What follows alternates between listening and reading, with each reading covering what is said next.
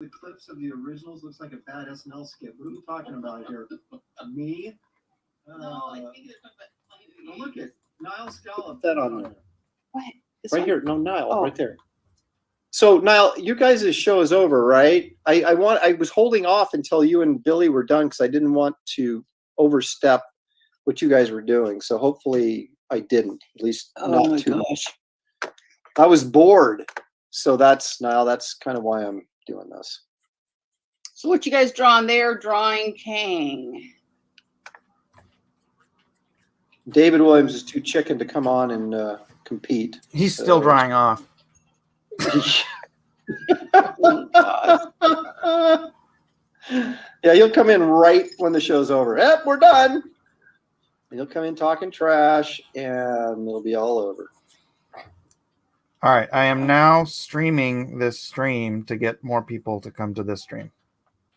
Okay, well, you need to improve your lighting a little Nice. bit on your drawing board. I can barely see what you're doing. That's because I'm using a blue pencil. Okay, all right. Wait until it's, see, now if I was doing this on the iPad, then you could see everything I was doing much better. Yeah, but we don't support digital art on this channel. Yeah. It's traditional or nothing. To see how you can see my pencils are just like so sharp. And... Yeah.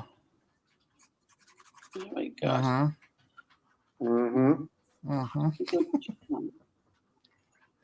It's because you draw with a black pencil.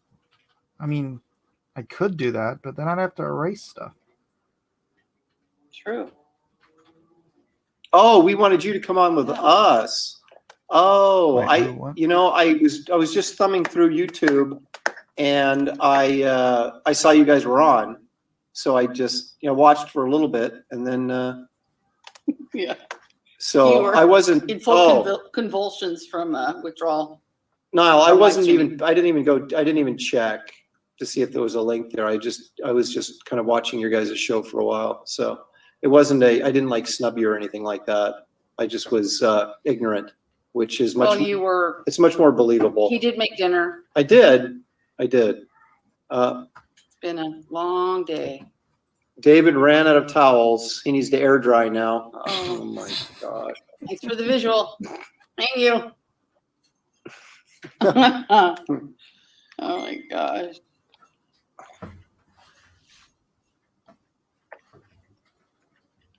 Yeah, P-Bunny, hit the link in the description. You can come on over to Aaron's page and watch us over here. Yeah, no snubbage. Well, I guess you should have married one that cooks or cooks well. However, if you want to super chat, you can super chat on my channel. That's fine. Hey, don't you have to have like 1,000 subs before you can take super chats? 1,000 subs and 4,000 view hours. Oh my goodness! In the last, I think it's the last 12 months. Oh, I might be there. I might have the view hours. I just don't have the subs. Yeah, you're almost there. I am so close. So very, very close. Getting there, honey. Now Mike, you're an experienced Indiegogoer, right? I am. So I've got a week and 2 days. My pre-launch page has been up, and I've got over 300 emails. Is that good, bad, average?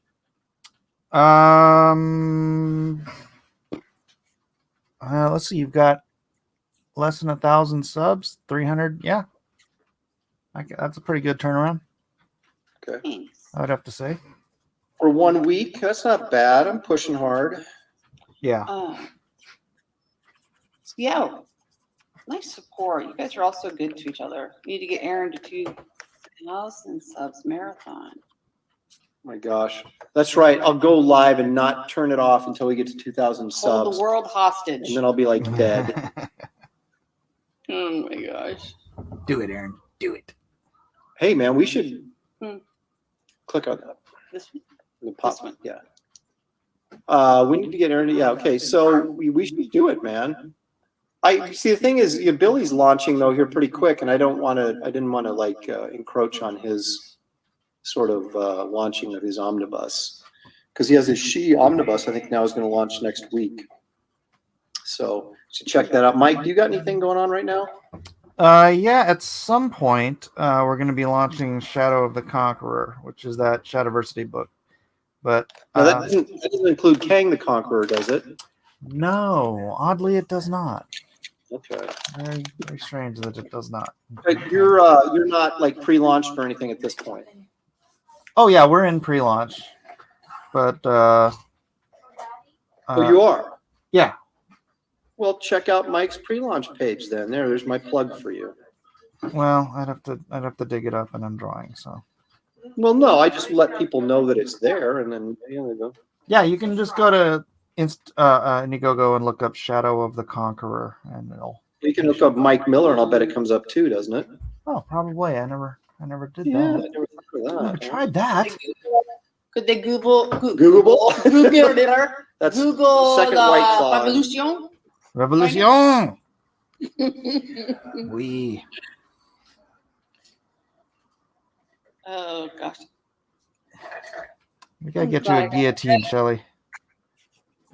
Well, Yeah. Shelley, you brought it tonight. I did. So it's a good thing you Wow. got out of bed and came on, because the comedy hit a new high. For the family. There's Kang Kong. Mm. Oh man. Well, thank you, Niall. I appreciate that. Part of the family. We're one big happy family now, aren't we? We're like the Brady Bunch, sort of. Who? Oftentimes. Oh, forget it. Where's David? No, we're all just. Where's you know. David Williams when you need him? Gee, any Christmas. Oh, man. Did you get Siege in here? I don't know what Siege is up to. Siege always draws like saucy chicks. I can't quite figure out what her deal is. She likes to draw sexy ladies. She does indeed. And that horse face dude. Sexy ladies and horse face dude. Adam Driver. Adam Driver, yeah. I don't know what the deal is with Adam Driver, but whatever. So you're saying Adam Driver is her jam? Yeah. I just realized my Kang belt is crooked. I have to fix it before I ink it, because once I ink it, there's no going back. That's correct. That's usually how inks work. It is. Of course, that's why God created whiteout. At least that's why I think he did for me. I don't think God created whiteout, but you do you. No, you know who did was actually that guy from the Monkees. His mom created whiteout. Which one? Mickey Dolenz? No, the guy who wore the stocking cap. Oh, What Michael was his name? Nesmith. Yeah. His mom created liquid paper. Get the heck out of here. No, I'm not kidding. I invented the Post-it. Well, you want to know something really crazy? What? A guy I went to film school with back in, the mid to late 80s. His dad invented the LED screen. No kidding. So you can imagine he had a few bucks. Well, if he was wise with his invention, Well, he did, because they owned like the side of a mountain in Northern California. I went up there for Thanksgiving, I think, one year. well, that should do it. But anyway, this guy, maybe some of the people in the chat will know him, Chip Lynn. He's a producer of Power Rangers. And I believe directed many episodes as well. So if you're a Power Ranger person, you might know the name Chip or Judd Lynn.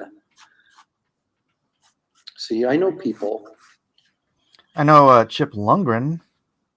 No, not the guy. It's just like my best friend in like 7th grade. But Oh, I don't think good old he Lundgren. actually did anything. Are you born and raised in San Diego? No, I was born in Hawaii. I was raised in San Jose. And then you moved to Oregon for like a short period of time. Yeah, like 5 years. Why did you move to Oregon?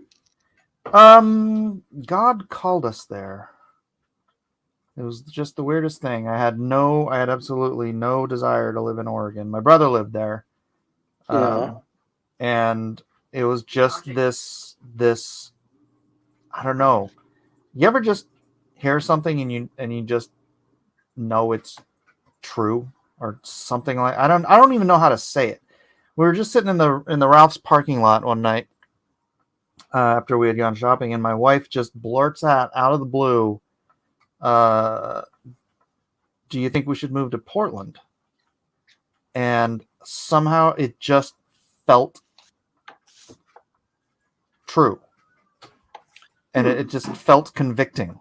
Like I didn't want to move to Portland, but I felt like that was like a word of God or something. And so I was convicted right there that that's what we were supposed to do. But it took like another year for my wife to be. She was the one that said it.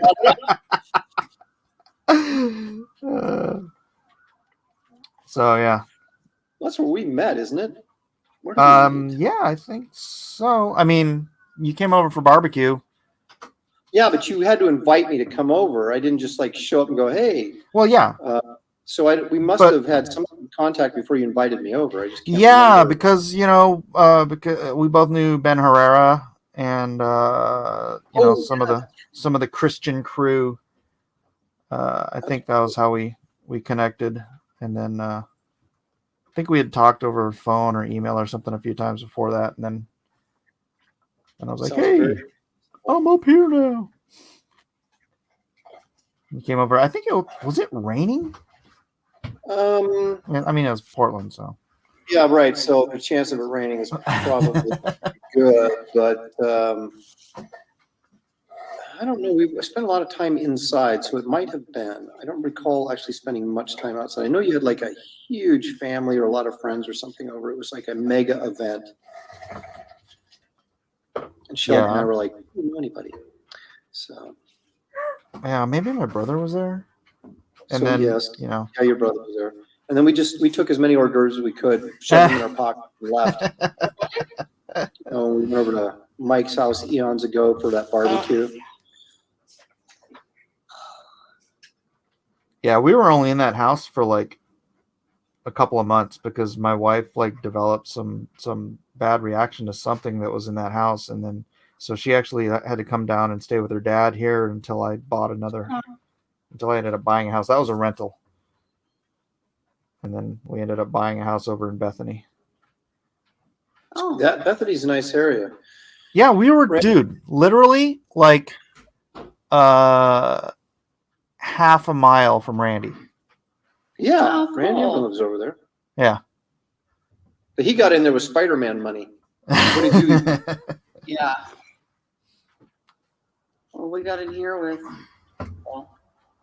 we call it cross-gen? Well, you Not can call really. it cross-gen money because we did really well when we sold our house in Florida when we came back here from cross-gen, but there wasn't any money from cross-gen. No, that's why I was like, can we call it that? possible. An assist by them? Oh my goodness. Just being in the right housing market at the right time. Oh, man. Yeah. And then I moved down to San Diego during the peak of the last housing market and bought a house. And then I was underwater for like 5-6 years. So. Oh, I bet. Oh yeah. All kinds of fun. That's what it's like now. Here. Yeah. So we had to just get the garage door was open because I was barbecuing. I remember to close that before. If I go to bed at all.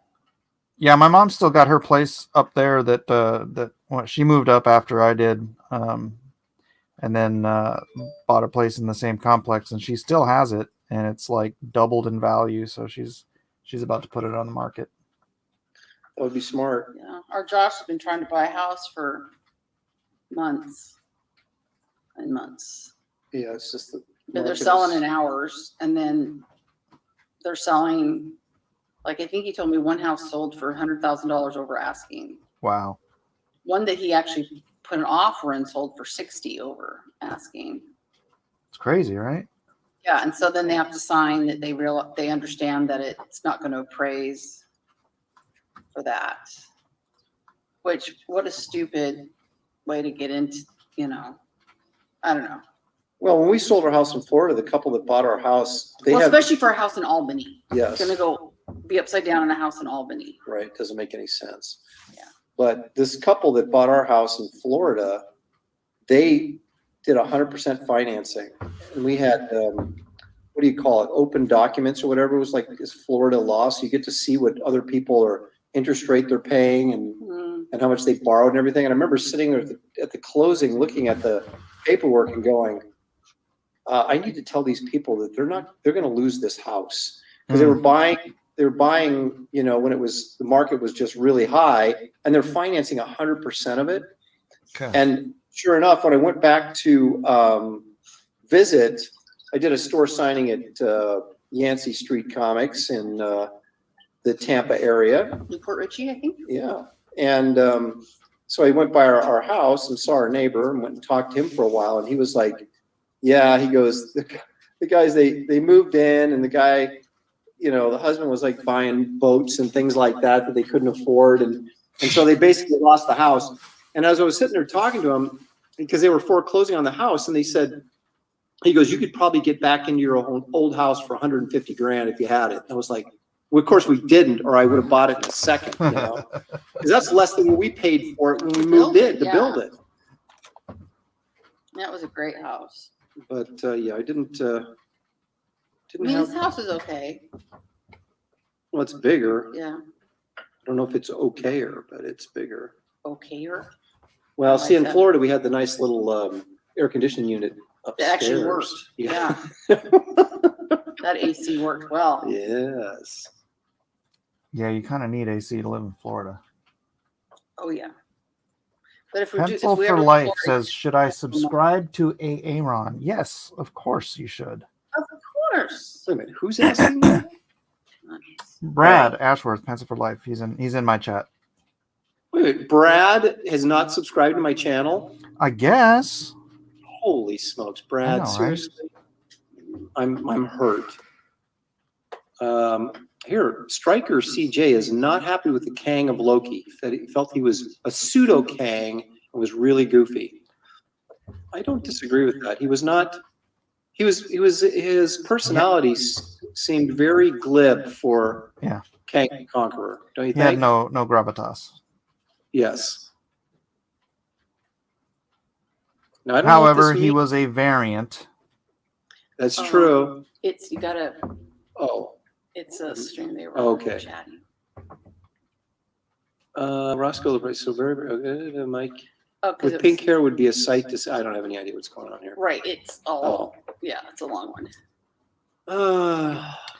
Yeah, everyone watching on my channel, in the description, there's a link to Aaron's channel. So if you want to go over there and watch and subscribe, make sure you subscribe. Hopefully he won't give you one of those.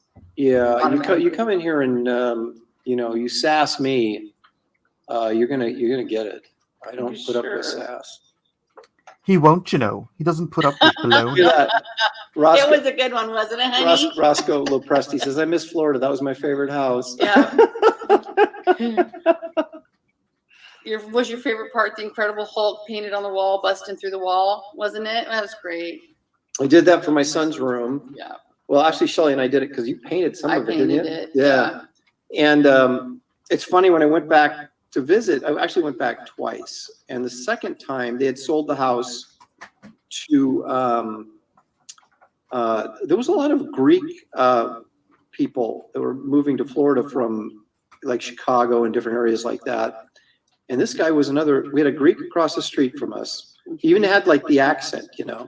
Well, there was a huge Greek population in Tarpon Springs. Oh, that's true. That's right. Yeah. And so anyway, the guy that ended up buying our house was this Greek guy. And I was talking to him, and he goes, because I went over to talk to my other neighbor, and he was there. And the guy that bought our house was talking with my other neighbor. And so we were chatting a little bit, and he goes, oh, you own this other house? My house? And I said, yeah. He goes, so you drew the picture on the bedroom wall? And I went, yeah, I did. I go, is that still there? He goes, oh, no, we painted over that. Yeah, that was a team effort. Things you do for your kid's room, right? Yeah. We did a big old skyline on Elijah's room. Like all the way around the whole room was just like, so he looked like he was in the city. Oh, cool. Yeah, now that we're old, we don't do that kind of stuff. Yeah. Maybe we have grandchildren. Fires back up. Well, Eden paints her own walls now, so. Well, that's cool. See, let them worry about it. All right. Well, there you go. I had big ambitions when I was a kid of doing that. I was like, told my mom, can you paint my room white with some sort of, paint that I can draw on the walls, and because I had big plans. And then, oh, look at this. David Brohawk Williams says, I'm on my way, bitches. Oh, snitches. Yeah, that's what he said. The B. So, Constellation says sass. Giving you sass. Pencil for Life. I subscribe to sass you, Aaron. Very nice. Well, then I expect you to bring some good stuff, Brad.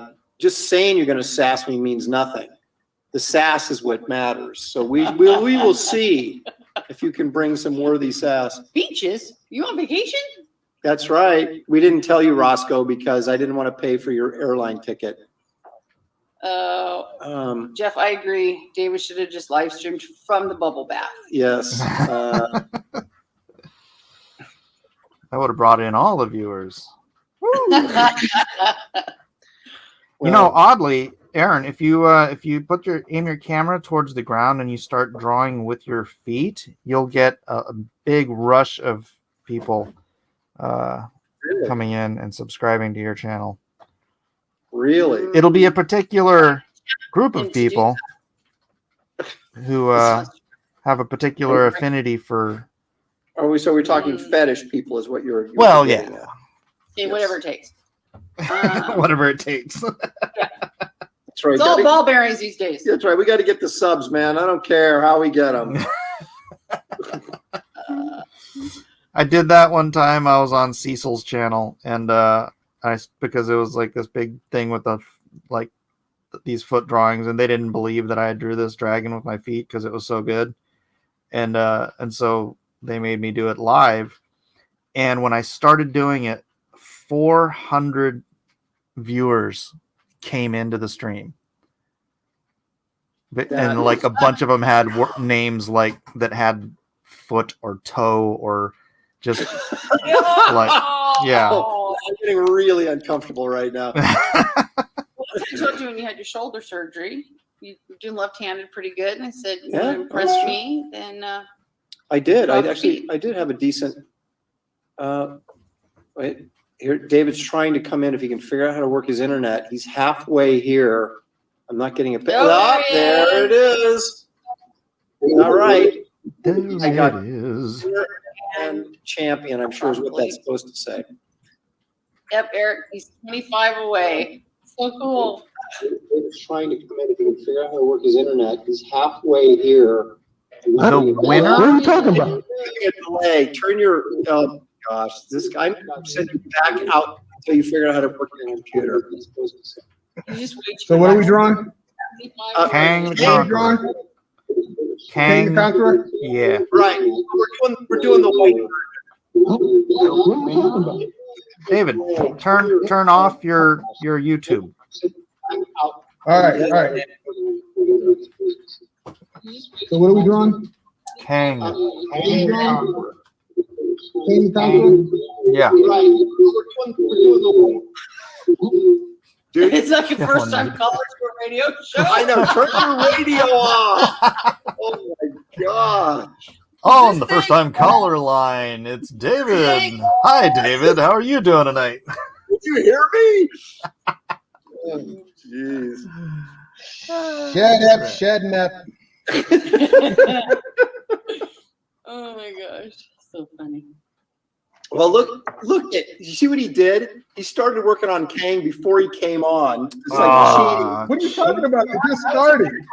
Yeah, so we could. Right. You three, be good. All right, Shelly's heading to bed. Viva la revolution! Get back here, woman. Yeah, there you go. Hyper Potato says, first time caller, long time listener. That's right, David Williams, first time caller, long time listener.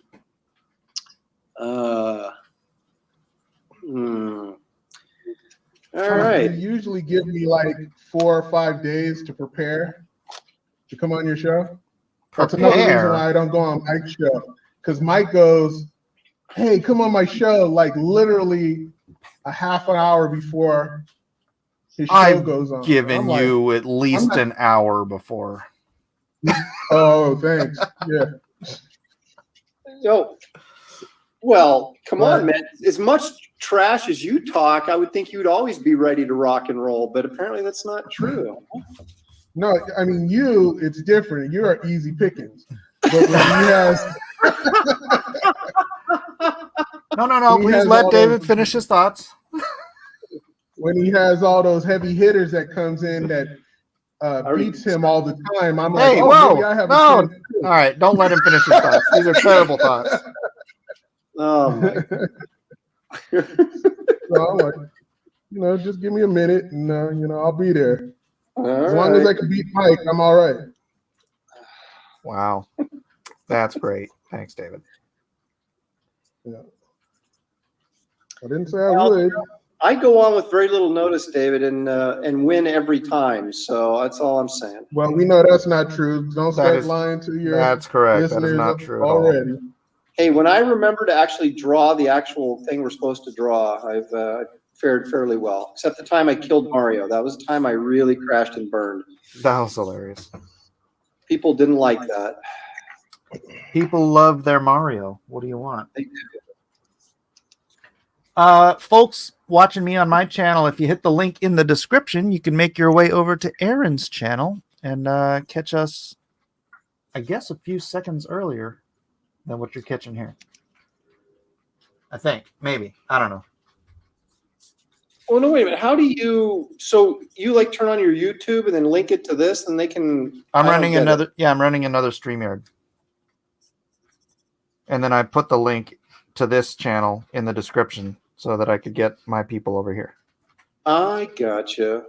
We share a lot of the same people, Mike. I know, but I want to share more. That's why I don't want to go on when you're on because, then what are these guys supposed to do? They're torn. Yeah. Well, that's why I'm on while you're on, so that I can get my guys to come over here. Well, yeah, no, I know. I'm just, It all makes sense somehow. it does. So, David, how far along are you on your final? Are you on the final issue of Bass Reeves, or are you still on the? Yeah, I'm almost finished with no, not the final. I'm on You're on issue 5. 5, but there's a little minor delay that I'm dealing with, and then I'm gonna be back on it here real soon to get it done and over with, and then jump on to the next one. Hey, now somebody just invited me to a Comic-Con in New Mexico in October. What do you know about it? Anything? Do you know who it was who invited you? Well, Rodney hooked me up. Is he still in the chat? Rodney, are you still in here? What's the guy's name that? New Mexico, those are all Jim Burleson's shows. Not all of them. Oh, really? There's more than. Is New Yeah. Mexico big enough for another con? Not really, but there's Well, I'm thinking of going. So if I go, dude, you got to at least stop by one day. Of course. Of course. Oh, because you know that I don't do those shows? Yeah. Well, you should do. Well, I know you. Last night we spoke about shows. You didn't seem too thrilled with the whole concept, so I didn't know if you actually went to the local ones or not. Yeah, you know what? When people know that you're there, they don't appreciate you. It's They true. just, oh yeah, he's local, blah blah blah, and they Right. keep it moving. So That's right. no, I try not to do local shows. You could just not tell them you're local. Should I tell me. They all. But I would go like just to go see friends or whatever. I think the last one I did, I went just because Kevin was there and another friend was there. So Did I see you I at the Albuquerque show I went to? I think you did. I think it snowed. Yeah, it was brief. You were like way on the opposite side, and I was like, "What are you doing way over here?" You know. Yeah. But apparently you were doing all right. Did you do all right there? No, that was a terrible show. Yeah. Yeah. I didn't want to say anything. That's what they generally are. Yeah. As much as I like some of the people that put them on, they're just, Yeah. you know, Yeah. Good they're not guys. good for business. Now, is Good this guys. like, wait a minute, are they not well attended or just nobody spends money when they're there? Yes. No one spends money. This is Albuquerque. This is a poor state. I've never been to New Mexico though, so I want to go. Try the salsa. Well, of course I would. You know. I'm spoiled by, California Mexican food. I'm not a fan of New Mexico Mexican food at all. Really? Yeah. I would Yeah. think they would have good Mexican food there, but I guess apparently not. No, it's like everything is like Chili's, and it's hot for no damn reason. It's hot. And that's what they consider like a spice or a flavor. I know I'm probably offending some people from Albuquerque, but hey, that's just Dude, the hottest salsa I ever had was the mild option at a restaurant in Albuquerque. I know. Dude, I tried to get what chili Fritos are out in California, right? Like chili, yeah. Chili, like meat chili, and all that kind of stuff, and you're putting it in Fritos, and got lettuce, tomatoes, all that kind of stuff, sour cream, cheese, blah blah blah. Right. And a little bit of salsa. When you get chili Fritos out here, it's like the green chilies just heaped in this stuff with beans. And dude, you don't want to know what it did to my butthole.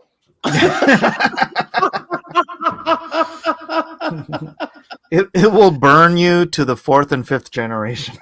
Oh my God. Let's see. Aaron, I'm trying to be sassy, but I can't. I don't have the heart to be mean to a senior citizen. That's a good start right there. There you go, Brad. You're part of the family now. You got knocked around a little bit. Now look at this. Now, Hyper Potato says Aaron and David should help convince Mike to come to Heroes Con. Now, Mike, do you have a problem with Heroes Con? No, I haven't been to Heroes since like 95, I think. Really? Yeah. That's where I met Waringo. You want to hear a crazy thing about that? What? Rawingo was the guy who got me to go to Heroes Con. Uh-huh. And that was the same year he passed. Oh, And really? he passed on my birthday. Oh, wow. Wow. Yeah. That is crazy. There was a couple guys. I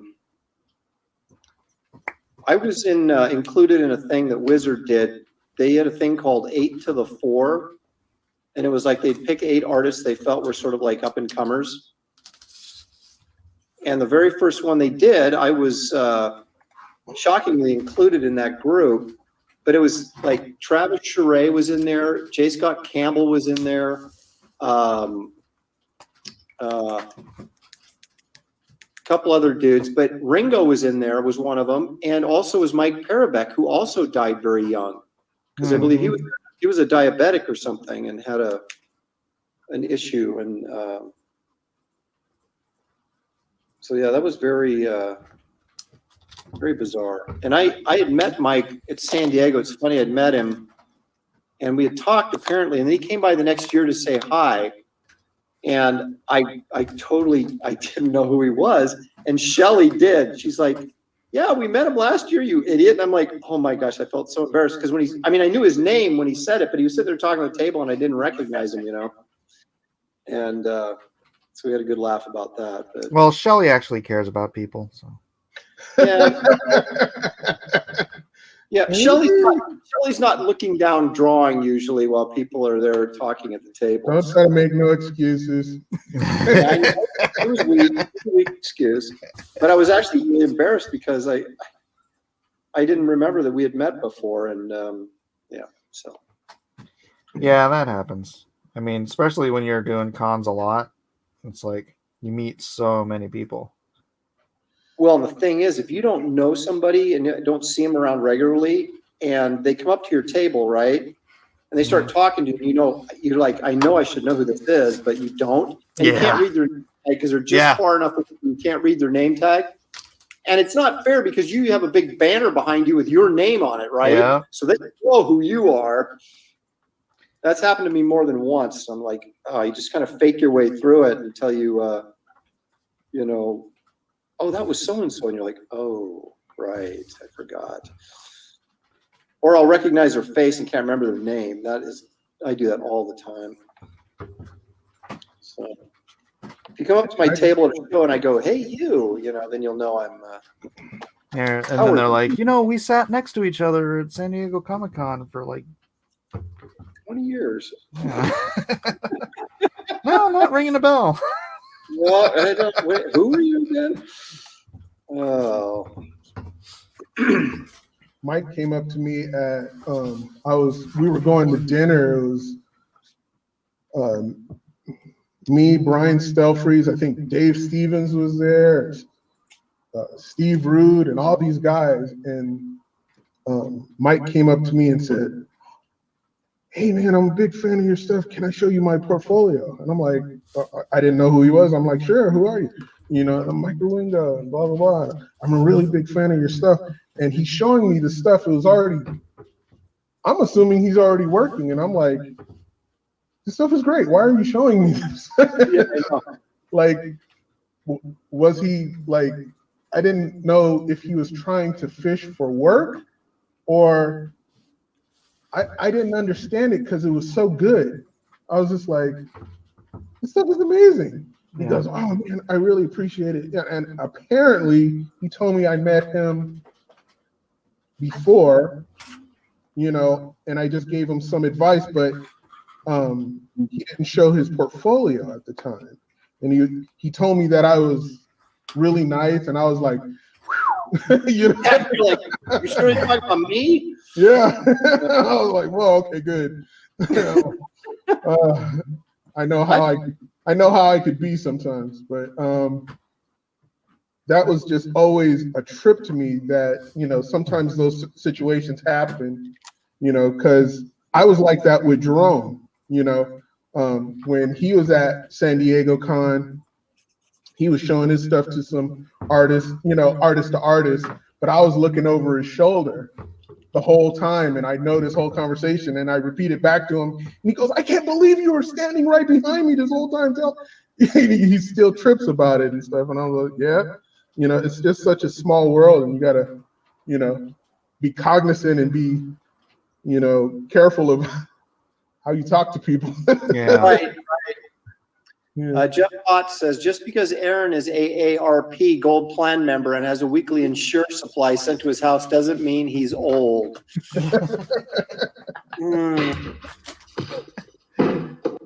Okay. Well, Doesn't it though?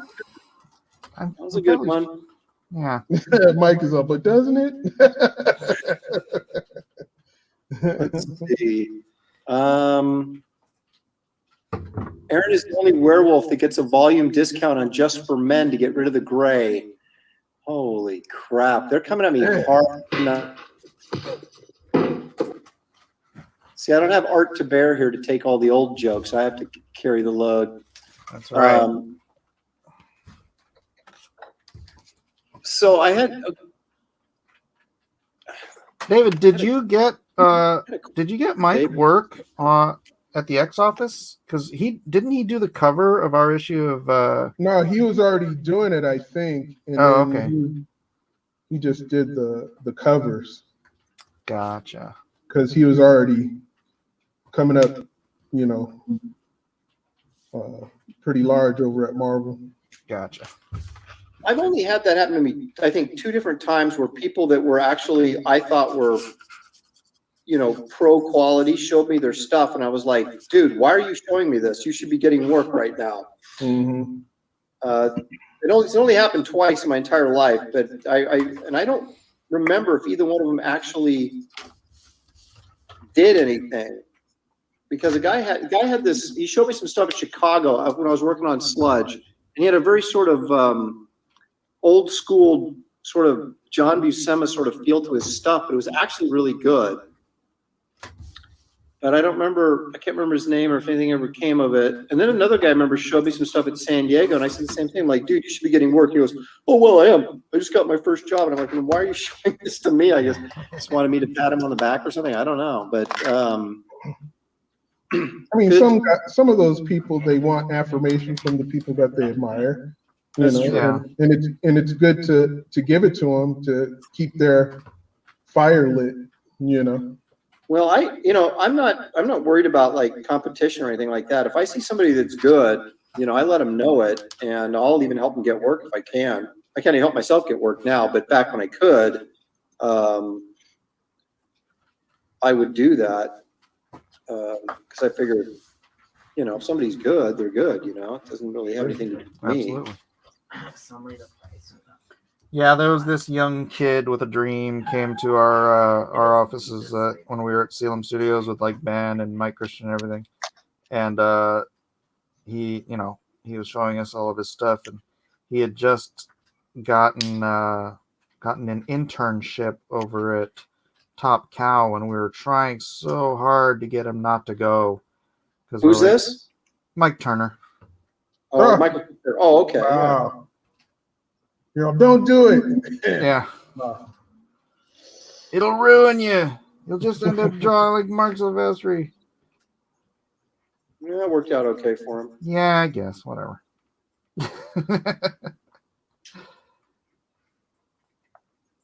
So what studio were you in, Mike? It was called Salem. And then after that, me and Mike Christian broke off and just did Underdog Studios. And that's when I was doing inking a guy named David Williams on X Factor. Really? Hey, wait a minute, David. When did you do X Factor issues? That must have been. I burned all those issues, so it doesn't matter. So next question. When we get to talk about it. Yeah. Because that was that had been way after Simonson, right? I said all those issues were burned. So next topic. Hold on, I think I have a copy. Yeah, Mike, share it with us, will you? It's in the garage somewhere. I don't know. No, was this okay? Let me put it this way: was this before or after the Catching motor oil. Was this before or after the impact line? This was like 94, Yeah, wasn't it it? was way after. Oh, okay. Was that Why 94? you guys got to bring up Hey, we've all got them in our past, man. Mine are. I mean, I'm sure what you think sucks is actually pretty good compared to what I did. Oh, I did some horrific stuff. Well, thankfully for Just- me, I was just inking over David, so it's not like. So you can blame him for it. That's But yeah, my inks were really good. It was just his pencils were. Oof. Yeah. I remember David he's like, because I tried to give some style to the reflections in the glass on a building, and David's like, just ink what I draw, man. Like, come on, man. Just trace it. That's what you guys do, right? Just trace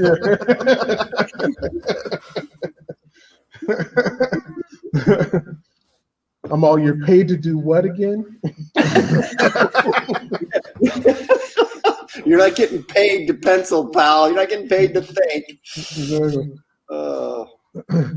I I think that happened to Miles Davis, one of his other horn players. You know, he got a solo and stuff, and Miles pulled him aside and said, "You know whose show this is, right?" Never did that again.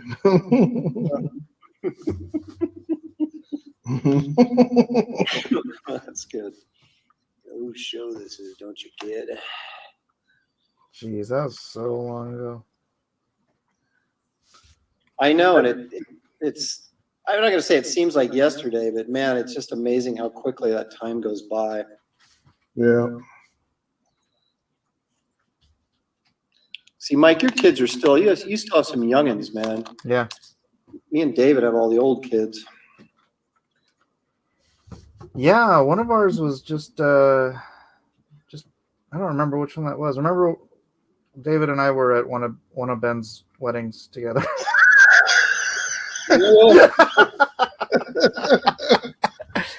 That's not right. I used to make a joke. I go to all of Ben's weddings. Wait a minute, are you talking about Ben Herrera? Yeah. How many times did Ben get married? Oh, no. Just 3, but Damn. Just. this one seems to be sticking though. So she's a good girl. Hang on a second here. So what? So was the blonde girl? Was that his first wife? Yeah. Yeah. They had some issues, didn't they? Yeah. Yeah.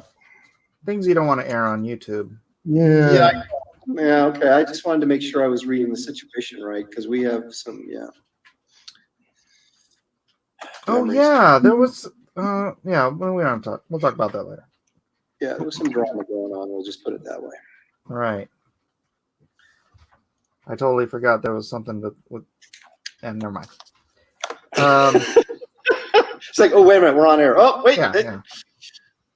This is not. Can't a say phone that out call. loud. But no, Hey, Ben's good, and hey. he's in. I don't know where he is now, but he lives in Europe with his Oh really? blushing bride. Doing all right. He's planning on doing a crowdfund book eventually. He's been working on it.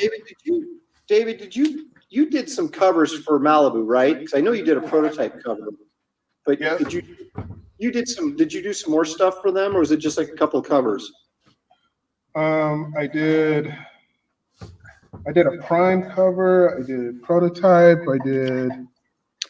I did a mantra story.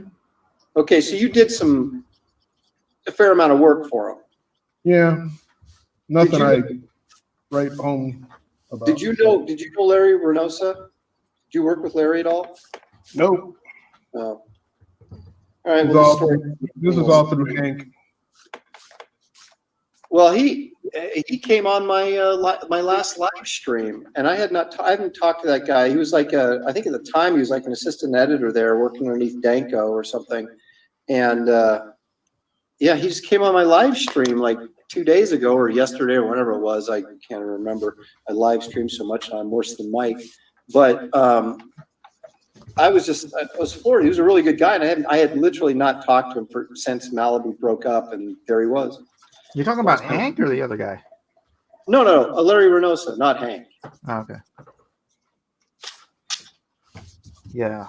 Anybody know where Hank's landed? He's got some very, very independent studio that does these I think they're Korean Oh, really? comics. Yeah. It's brand spanking new. Like they just put one issue out like maybe a month ago. Well, wait a minute. Is this where Jamie Rich ended up? Because someone just told me that Jamie Rich left DC and went to work for, I thought they said a Korean comic publisher. So I wonder if it's the same company. Maybe. No, I think he's working at Allegiance Arts. He's taking over for some guy who can't finish his cowboy book.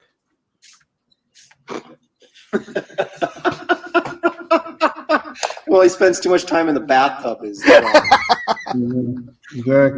He should be working. Oh, goodness sakes. I'm actually ahead of everybody else, so Nice. you could suck it.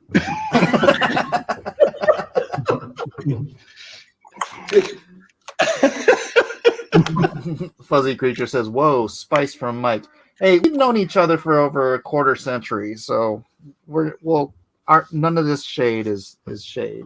It's just That's true. this is love. This is how we love each other. Winston Go is dropping in from Singapore. How about that? Good afternoon, sirs. Well, it's good evening here, but good afternoon in Singapore, apparently. Man, I want to go visit Singapore so bad. They do like comic book shows and stuff there, don't they? Do they? Yeah. Yeah. I just want to go. Yeah, the gal Have next you to me when I went to Tokyo Comic Con, the gal next to me was from Singapore. And yeah, I guess they do all right over there, so. John Art says, "Hey, I'm late." You are, but we're still going strong, so you're not too late. Vector Express says he was a huge Malibu Ultraverse fan. You know, there seems to be a lot of those lingering out there. Yeah, that's never going to be a thing again. Nope, it isn't. Marvel's got them buried forever. Yeah.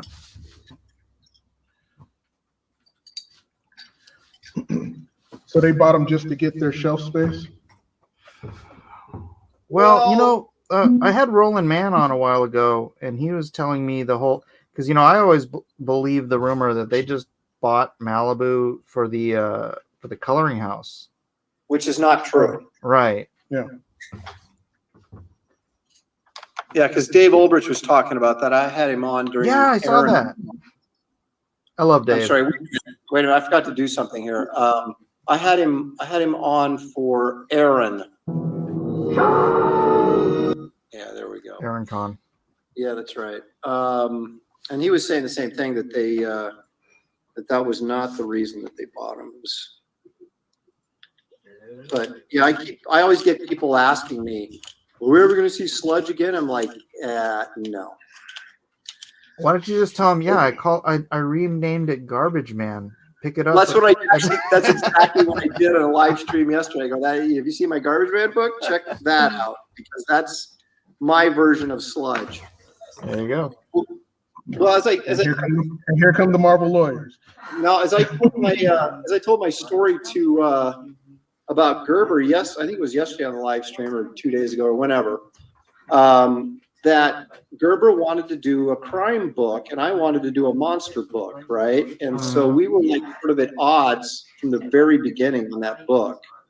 And so whenever he didn't show up with a script, which was pretty regularly, I would jump in and write the issue. And so all of his stuff was like crime stories, and all mine were like monsters. Like you had to fight the Frankenstein monster, and then I had there was an alligator in the sewers and stuff like that. But so yeah, there's it's very distinguishable between the two of us who happened to be writing the script that month. So you're like, your peanut butter's in my chocolate. Your chocolate's in my peanut butter. That's exactly how it was. I don't think he was particularly happy, but I was like, "What do you want me to do, man? You're not turning in scripts. We need to, we got to have a book." So, so I told him. In fact, we were in this phone conference. I said, "Look, Steve, I'm not trying to take this book from you." And he goes, "Well, I'm not letting you have it." And I'm like, "Okay, fine. Then finish your scripts." I don't get the deal with writers who don't turn in their scripts. Like, I left Aztec. I was supposed to be the artist on Aztec, which was Mark Miller's first book at DC, and I left because it had been 6 months since I was put on the project, and I still didn't have a script. And I'm like, why? This is so stupid. Yeah, it's like, I mean, just from your personal standpoint, it's like, I got bills to pay. Could I actually get some work to do? And yeah. But it doesn't make any sense from a publishing standpoint. Why are they putting up with that? It's like, dude, come on. Yeah, it's writing. It's not, That's what happened with me and Dwayne McDuffie on the Prince comic book, because he was only turning in 10 pages at a time, and Prince wanted to actually produce this book and have it come out with a CD. It'd be the first of its kind. Right. So you could imagine how many books would have sold if it was selling as a Prince CD. Yes. Oh my gosh. Yeah, millions. And then by the time I'm getting the script, it's turning away from what I'm thinking it's going to be, and it ends up like Prince, the rock star in high heels. He ends up being like an Indiana Jones type character, and I'm like, what is this? So I bounced from that project because it took so long. Then the thing wasn't coming out with the CD, and I'm saying, what's the point? Right. Now, who is publishing that? That was Piranha Press, so it's still DC. Yeah. Now, did you ever like meet Prince and talk to him about the project at all? I'll tell you why I ended up not talking to Prince. Andy Helfer was the editor, right? And Prince was, we were supposed to have a three-way conversation. And Prince would usually get, his secretary to call ahead and say, Prince is going to call at such and such a time, please pick up, right? Right. But for some strange reason, Prince wanted to call directly. So he calls, and what do you think happens? Well, Andy Helfer picks up the phone, and Prince goes, hello, this is Prince. And he goes, quit playing around, David. Click. Are you kidding me? So Prince calls again. Hello, Andy. This is Prince. Why did you hang up on me? David, that's pretty good, but quit playing. He's going to call any minute now. Click. Hangs up on him again. And so then the next call was from the assistant, and she goes, why did you hang up on Prince? He doesn't want to talk anymore. Oh man. So now I lost my opportunity to talk to him. But about later that year, he was still touring. I got in contact with his people and said, hey, I'm the artist who did his comic book. I'd love to, possibly meet him or, be able to, go to his show. So they provided me with tickets to his show, Nice. for me and my wife. And we got to go see, a Prince show for free on Prince. Epic. But you didn't get to go backstage and meet the No, man. heck no. He was never that guy anyway. He was never that backstage rock and roll guy, because he would do a show and then bounce to another club or be in a whole other city by the time he's off the stage somehow. You're like, whoa, So, but I was happy I got that though. Now, did the book come out and someone else finished it, or did it just never Yeah, happen? Steve Carr, remember that guy? Vaguely. Well, That sounds vaguely familiar to me. he ended up finishing it. I think he passed away, but he was really good. He wasn't good on that particular book, but he was good. Well, this was, I mean, you're a huge Prince fan, right? I mean, that would have been a kind of a dream project for you, at least initially, right? Yeah, if it's good, if it's a good story, but turning him into Indiana Jones, no, I don't like it. Well, no, I mean, yeah, before it went south on you, but Yeah, what was that what was was your that concept? was the thing. Like next to Batman, oh, I could draw Prince. That was it for me. Well, what did you think it was going to be? What was the original concept that you Just were? based off of the album, because I heard the album before. I said, oh, cool, it'll be, this, psychedelic love story between him and his dancer Maite, but it ended up turning into that, and then it morphed into him kicking ass on these Arabs and weird stuff, and I'm like, what? Well, was this a direction he wanted to go? No, I don't think he had anything to do with it. He just trusted DC, and they did that alter ego book. It was the one before that Dwayne did with Dennis Cowan, and Prince was all right with that one. So they said, okay, this was the next one. And this was way off from that.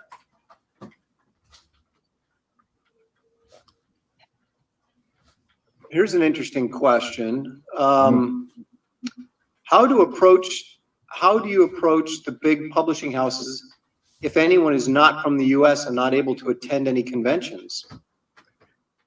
Well, thank goodness for the internet, because that's pretty much how talent is found these days anyway. I mean, it's not really, you don't do a lot of going to shows and meeting people anymore like we used to have to do back in the day, as they say. Yep. Most It's of a these whole guys, other world now. yeah, most of these publishers will have like online, they'll have some sort of way to show your samples or your portfolio. I mean, I haven't done it in a while, but there must be, right? Probably. I mean, they have submissions editors, right? Those guys hardly even do it. If you could find a way to get their email directly, and most of them, like DC, it's usually their name, first and last name with a dot in between / Warner Brothers Entertainment. So, and Marvel almost the same way. But you know what? If I was starting from scratch and I actually wanted to work for the big two, I would still do it the old personal and confidential way. Did you guys do that? What was the personal and confidential way? In the bathroom? No. I would send packages to specific editors, and bold print. I would put personal and confidential on the envelope, and because one editor, I think it might have been DeFalco, one of the editors I had showed stuff to, told me to do that because it would ensure that it got directly onto his desk instead of going through one of the assistant editors or anybody else. Sure. Well, so there you go. There's some advice, but there's got to be. I mean, the easiest way is there's got to be an online way to submit. There has to be, and but there's the easiest way, and there's ways that are more likely to get the attention of. True. Yeah, that's true. But editors don't work anymore, so I don't know. I can't give you any real advice. It's true. Well, they're finding people somehow, and they're using a lot of foreign talent. So that's exactly being in the country is not necessarily an inhibitor to getting work. Yep. In fact, being from a foreign country where they can pay you less is a bonus. Yes, that's right. That's what they're looking for right now. So, it's kind of funny because you look at it and they're using a lot, what appears to be Brazilian or South American artists.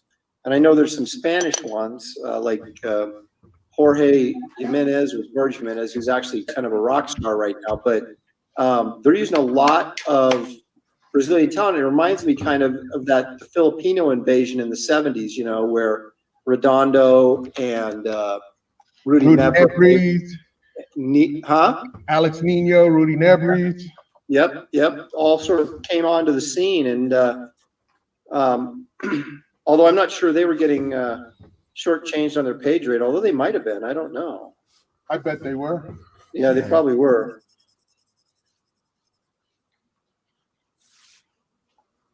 They probably use the excuse that you have to FedEx your pages from the Philippines. It's more expensive, so we have to take it out of your page rate. Exactly. Well, those guys got a ton of work though, and those guys were really good. Most of them were.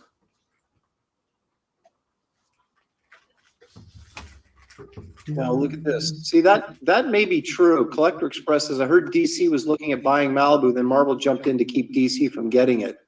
I think there's some truth in that. That actually sounds familiar. Yeah, that's right.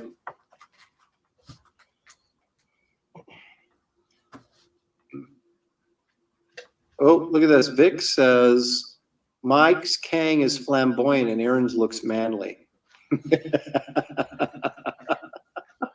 Flamboyant? Yeah, that's what he says. It's cocksure. That's is that what you're looking it is? for. What is this called? Oh. Flamboyant. David, he's holding the David- freaking cosmic cube. Jeez. Well, you haven't done the cube yet. David's Kang just had a Cologne bath, or Calgon bath, excuse me. Oh, I thought you said colostomy bag. Yeah, colostomy bag, exactly. That's what I was thinking he said. I'm like, what?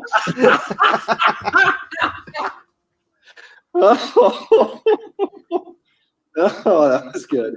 That was good. Oh man, old colostomy bag. See, I'm having to go color because I'm just you guys can't keep up with my speed. My Well, efficiency. I'm a professional inker. That's right. I'm a hack. So That's right. It's much easier and faster to just hack out inks with a marker.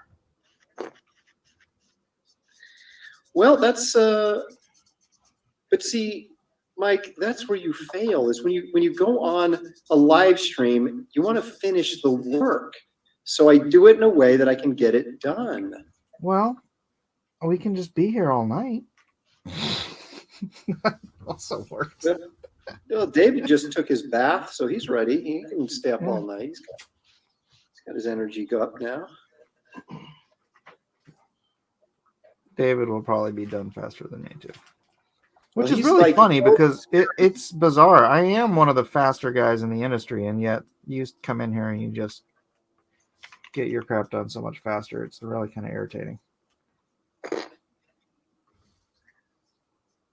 Well, it's to me, these is like when I do this stuff live, to me, it's like convention sketches, you know. I'm not trying to do a finished page, just trying to do Yeah. something maybe see at a convention. This is the level of stuff I do at conventions. You don't ink like that at conventions. Yes, I do. You're crazy. What is wrong with you? I don't know. I hope I hope you charge an arm and a leg for that stuff.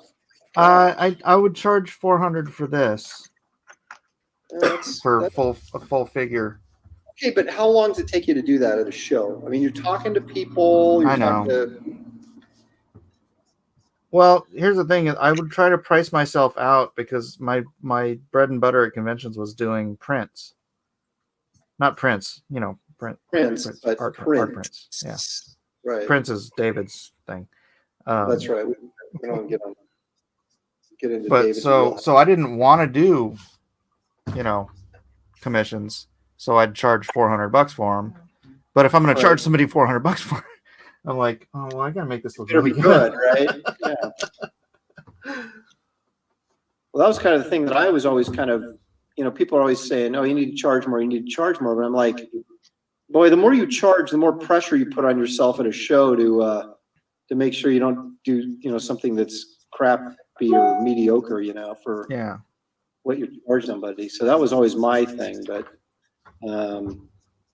I'm pretty good at it now, the sort of the doing a convention type drawing that looks good. And so I feel a little bit more confident that I'm not going to be giving people garbage. Yeah, that's the worst thing is when you hand somebody a convention sketch and they don't like it. And you're like, what? Have you ever done a drawing to where you didn't want to give it to them because it was so cool? So cool. Yeah. That's a good I've question. had a couple. I did this guy, he gave me a sketchbook and he said I could do whatever I wanted. And I said, well, generally, I said, when people give me the option, I said, you usually get like Man-Thing or Howard the Duck. And he goes, whatever you want to do, man. So I drew this piece of Howard the Duck in a swamp with this lantern, right? And the Man-Thing behind him and all this cool lighting. It was really a nice piece. I wanted to rip it out of his book. But yeah, every once in a while, you go overboard because you really get into it, and then you're like, "Wow, I should have charged this guy about $200 more than I just did." But I won't keep it. I don't give it to him. Yeah, because it was in his book. Huh? Because it was in his book. Well, yeah, but I mean, I've done it before where I didn't do it in a book, and I thought, "Wow, that turned out really nice." But I think to me, it all evens out because sometimes you do ones that are really nice and then you do ones that maybe aren't as nice and you kind of figure, well, okay, this guy's getting a better deal. This guy maybe, Yeah, isn't but getting- that's when it starts feeling like, man, it's you almost feel like you're ripping off one customer by doing something better for somebody else. right. But I think there's Dave Johnson published something I thought was pretty interesting on like Instagram or something, where he said that Was it the Communist No. Manifesto? Yeah. No, it was just about if you do a commission for somebody and you, for whatever reason, put a little more effort into it than you do somebody else's, there's this baseline. And just because you want to do extra on someone else's piece doesn't mean you're ripping off the other person that you're not doing the extra work on. All right. Just I'll be right doing back. what you promised you'd do for them. So what time is it in New Mexico right now, David? So you're like in Central Time? It's about to be 12 o'clock. Okay. Okay, so you're an hour ahead of me. So I guess this is what old guys do on Friday nights now, is we draw pictures. Is that? I don't know what you're talking about. Me being old. I've seen the gray in your beard, man. You can't deny it. Man, what you talking about? I was eating powdered donuts. Is that what it was? Oh gosh, I'm sorry. I'm embarrassed now. I didn't Yeah, realize. you should be. Don't be putting that old stuff on me. You're younger than me, though. That's right. Remember that. Your old ass. What's this? Mike's Kang. Oh, I guess I should say this for Mike, but he said Mike's I'm back. Kang is a glass of wine. I could put a glass of wine in there instead. That's I'd have to what. tilt his hand over though. You mean Hey, whining like, or Yeah, whining like I'm the sure drink? that's exactly what it means, David. Oh, okay. I was just wondering. Shoot, you know how these people.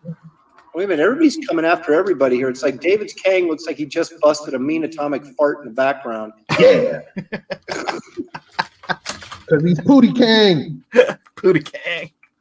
Here we go. This is what I need to hear. Just saw David's stuff. These are legends on here. Boy, you got it right. We are legends in our own mind. Okay, this guy is from Depanyan. I have no idea if I'm even coming close to pronouncing that right. But can you guys give me some tips on making a portfolio? Oh. No.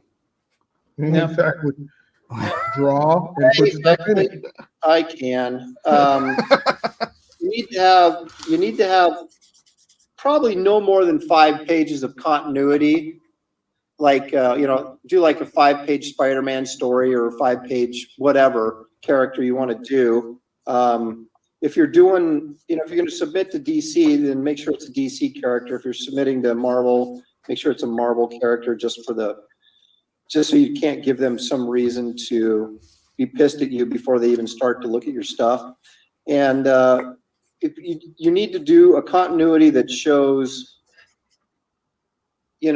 a variety of different things, like some cars or a street scene. You need some superhero stuff there. You need to see people in regular clothes, just basically so you can show an editor that you can draw a variety of things, because that's kind of what you'll be faced with doing. Like doing a bunch of splash pages doesn't really help. Now, if you're a cover artist, or want to be a cover artist, that's a different thing. But if you want to do, panel work, just 5 pages of continuity is enough. Don't show them too much, because that gives you more opportunity to screw something up and have them be critical of it. So there you go. That's Remember the my good old advice. days when Marvel and DC would pay you to submit? Yep. What? I don't remember that. You mean they paid you? It means if they liked your artwork, they would send you a script and they'd give you a page rate to do 3 pages. And then they'd see how Yeah, fast really you can turn them in. low, but it was still paid. Yeah, mine Dude, was $135. I remember that. What? Yeah. What year did you start, Mike? What was like the year of your first job? My first job in 1992. That Marvel thing, I think, was 93. Okay. Because I was already at Malibu then. My page rate was $85 for penciling. Yeah, When my I page rate started- at Malibu was $40 for inks. What? Wait a minute, did you work on the Ultraverse stuff at all? I did.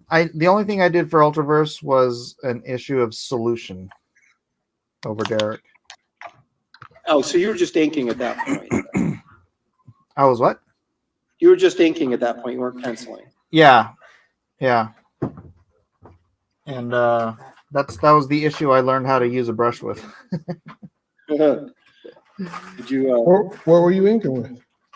Before that, a quill, and before that, I these could never make those things just work. art pens that you'd find, like Faber-Castell art pens or whatever I got at Michael's or art. No, at Aaron Brothers. Yeah, I remember those days. I didn't even know what to ink with, and I got hired as an inker by Chris Ohm. Dave, you said you could never get control of one of those things. What are you talking No, about? I tear the paper up every time. Yep. Yeah, and splatter everywhere. Holy Yeah. crap. I know, I just splattered a little bit right here. You went, ugh. No, I'll cover it up.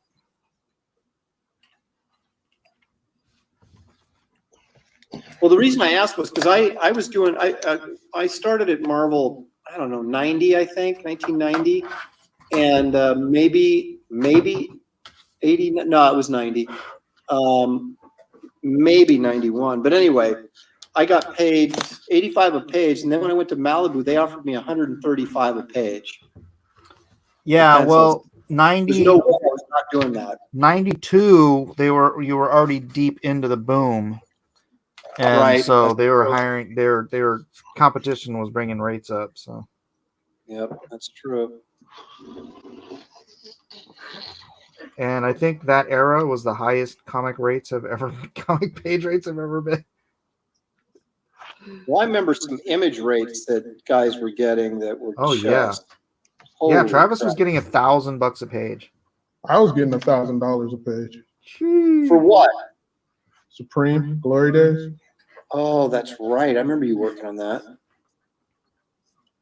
Didn't Gary ink you on some of that stuff? He inked me on all of that stuff. So he inked all of that. So he was probably getting a pretty hefty page rate too.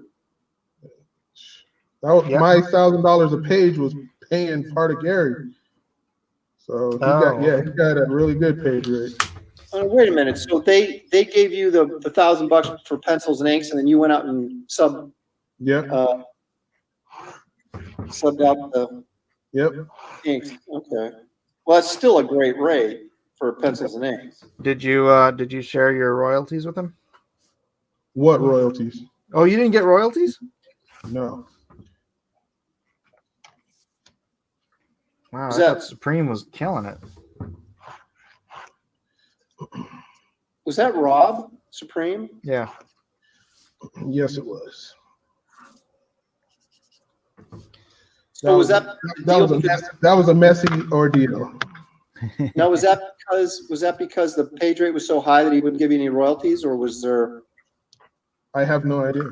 Oh, I didn't even ask because he was paying so high. I didn't even think of asking for royalties. right. I'm sure he didn't think of asking you either. That's right. Well, I mean, to be fair, I mean, $1,000 a page is pretty freaking Yeah. good. Heck yeah.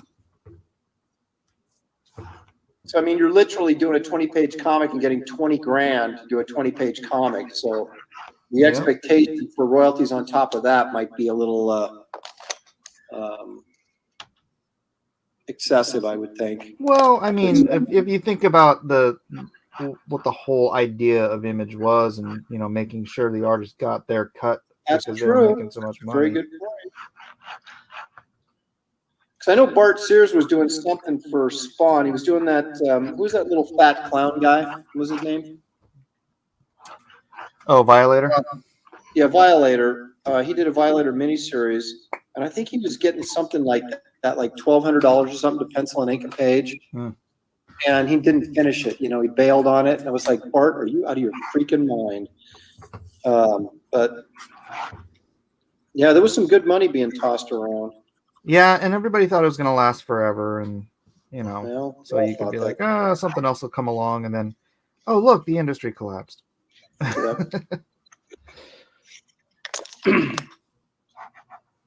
remember I had just gotten blacklisted by DC because of Tachyon, a series I did for them. It was just a real, not a great series. Why would you get blacklisted? Well, okay, here's the story. The editor, the guy who wrote the script was an editor and working for another editor, right? But he was an editor there, a senior editor. And so it was not well written. Let's just put it that way. And my editor on the book told me, because he didn't really he couldn't tell this editor who was writing it to, do some different stuff. So he was telling me to go in and like make it more exciting and kind of ignore the dumb stuff, And so I was going in there and like changing fight scenes and things to make it more interesting. And hang on one second. Time out. Yeah. Can you? Have you taken another one today? Okay, hang on one second. All right, you guys talk amongst yourselves. I'll be right back. All righty. Mike, carry the show. Oh, why you gotta give it to Mike? I'm afraid what David will say. Yeah, you should be. All right, I'll be right back. I'll be right back.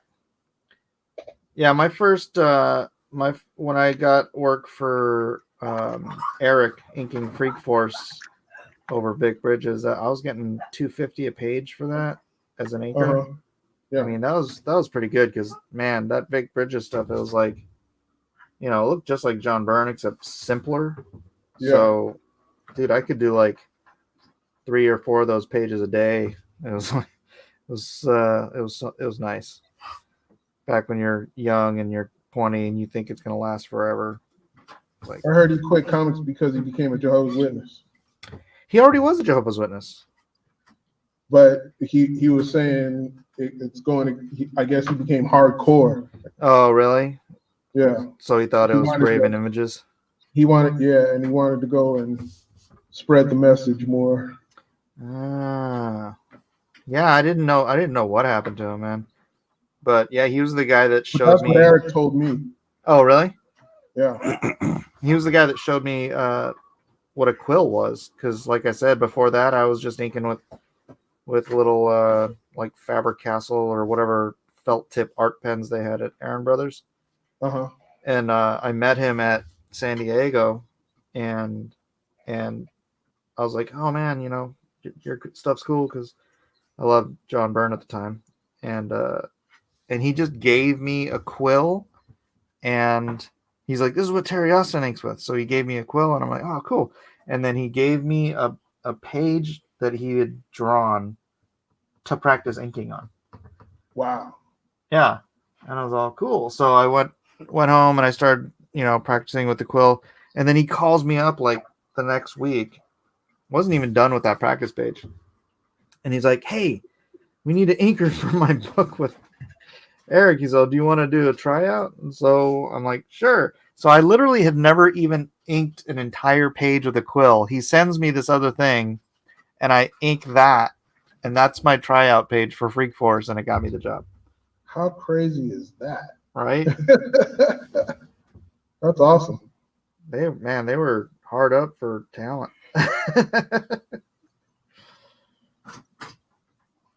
Hey, but yeah, if it was obvious to see, and you, that's great.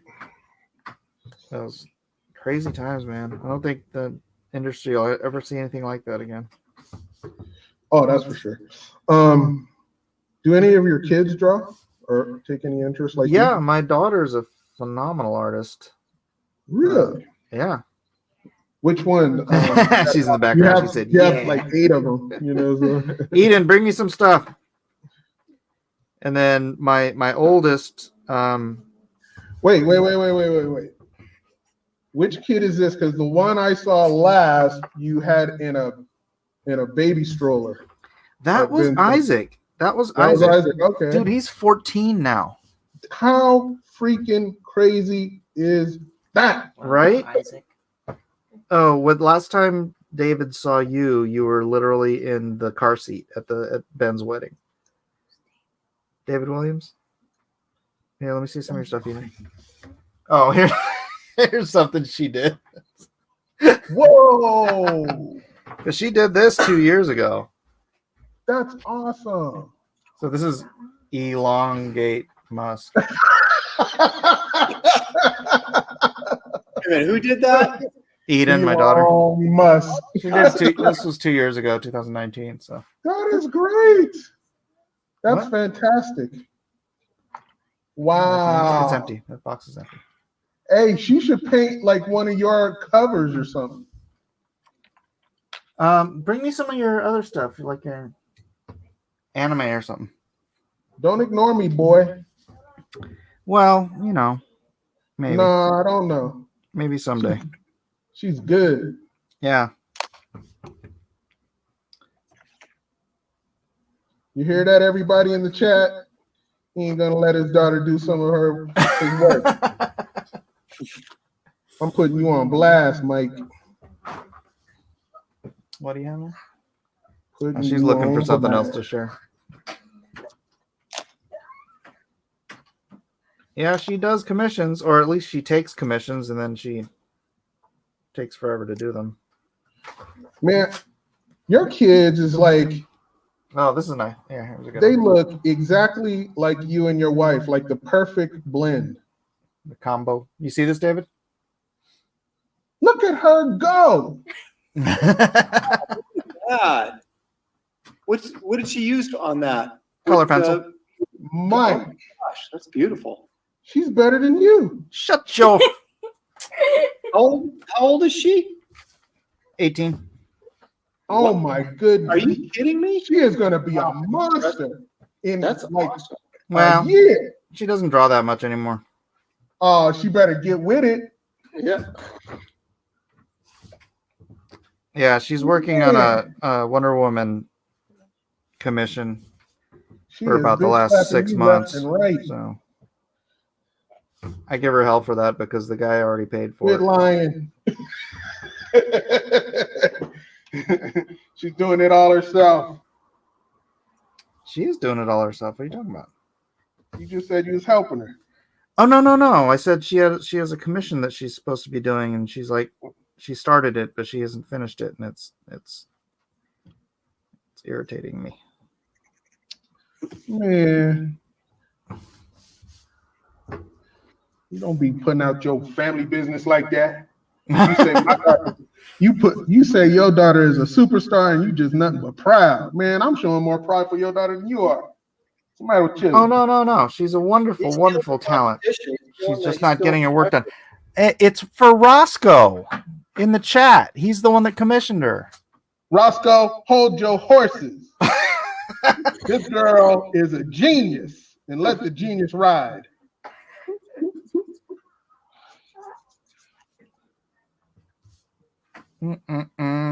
Yeah, she's got some skill.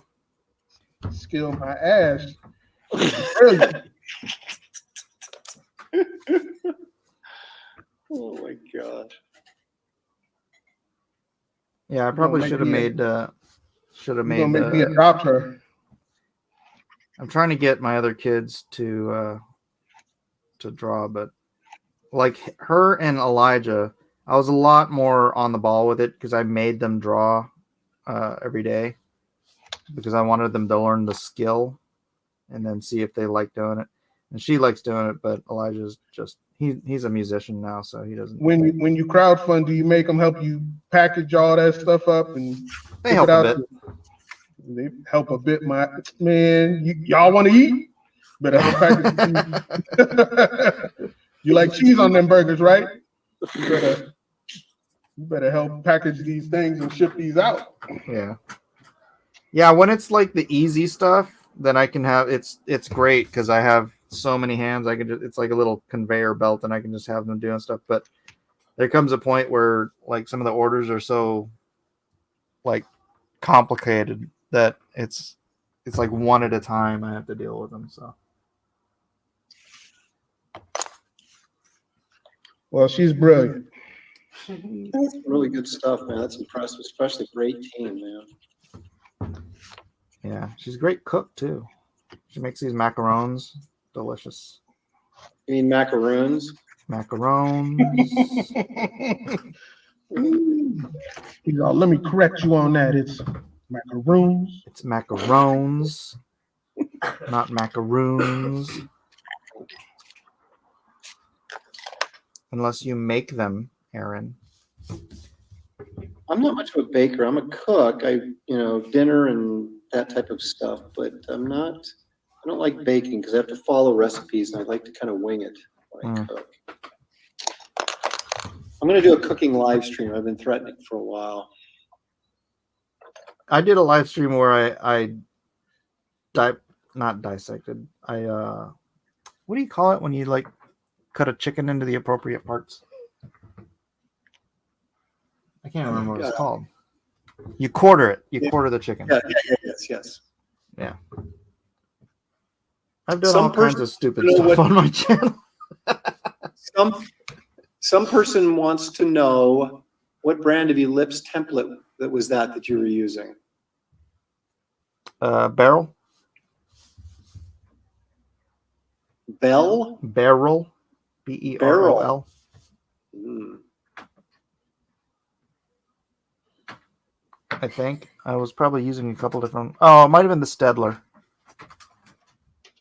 There you go. Or the Timely. I've got a bunch of them. This one's a Timely. This one's a Stedler. This one's a Barrel. I'm dropping everything on the floor. This one is a Picket. I don't know, man. An ellipse. It's an ellipse. What do you want from me? Yeah, it's like people ask me what colored pencils I use, and I go, yeah, about 20 different brands I've collected over the years, and I just whatever I use within reach. Right.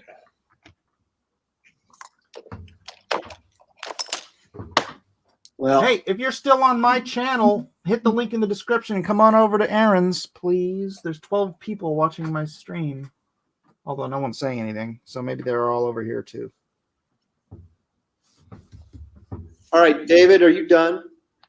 Doesn't look like I'm done. I can't see anything. All I see is like black. How dare you? That's racist. He's gone Greta Thunberg on me. How dare you? Well, because I'm going to give you a full screen if you want to show what you're doing, but if you're still working on it, I will wait. Still twerking on it.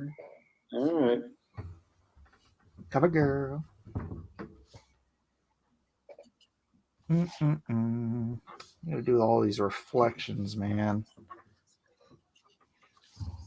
Does your daughter have a art page like on DeviantArt? No, she had an Instagram, but I think she deleted it. You made her delete it. You said you get off that devil page.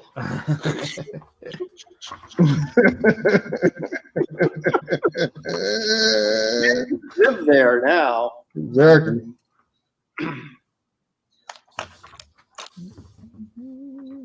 I'll tell you, man, it is a pain in the butt managing all the social media sites and the YouTube channel. Ugh, gosh, full-time job.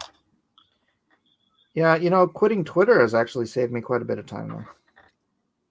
I just got my Twitter following up. I don't want to abandon it now, despite the fact that I hate Twitter with a passion.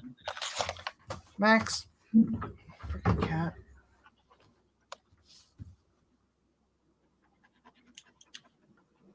Yeah, I had to get out, dude. That's just it's such a time suck.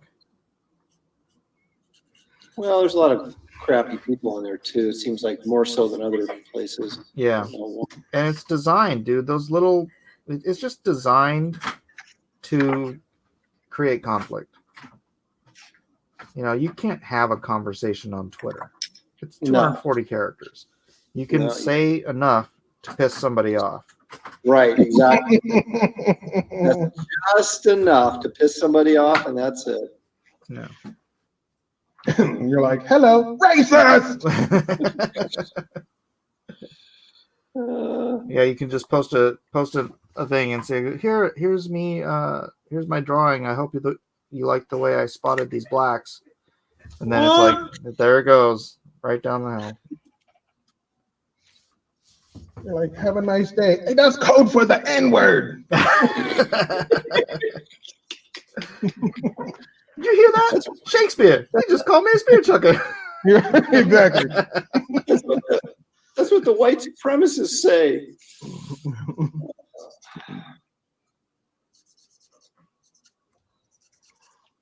I was on gosh, whose channel? I was on Joe Benitez. You follow me when I argue with Joe?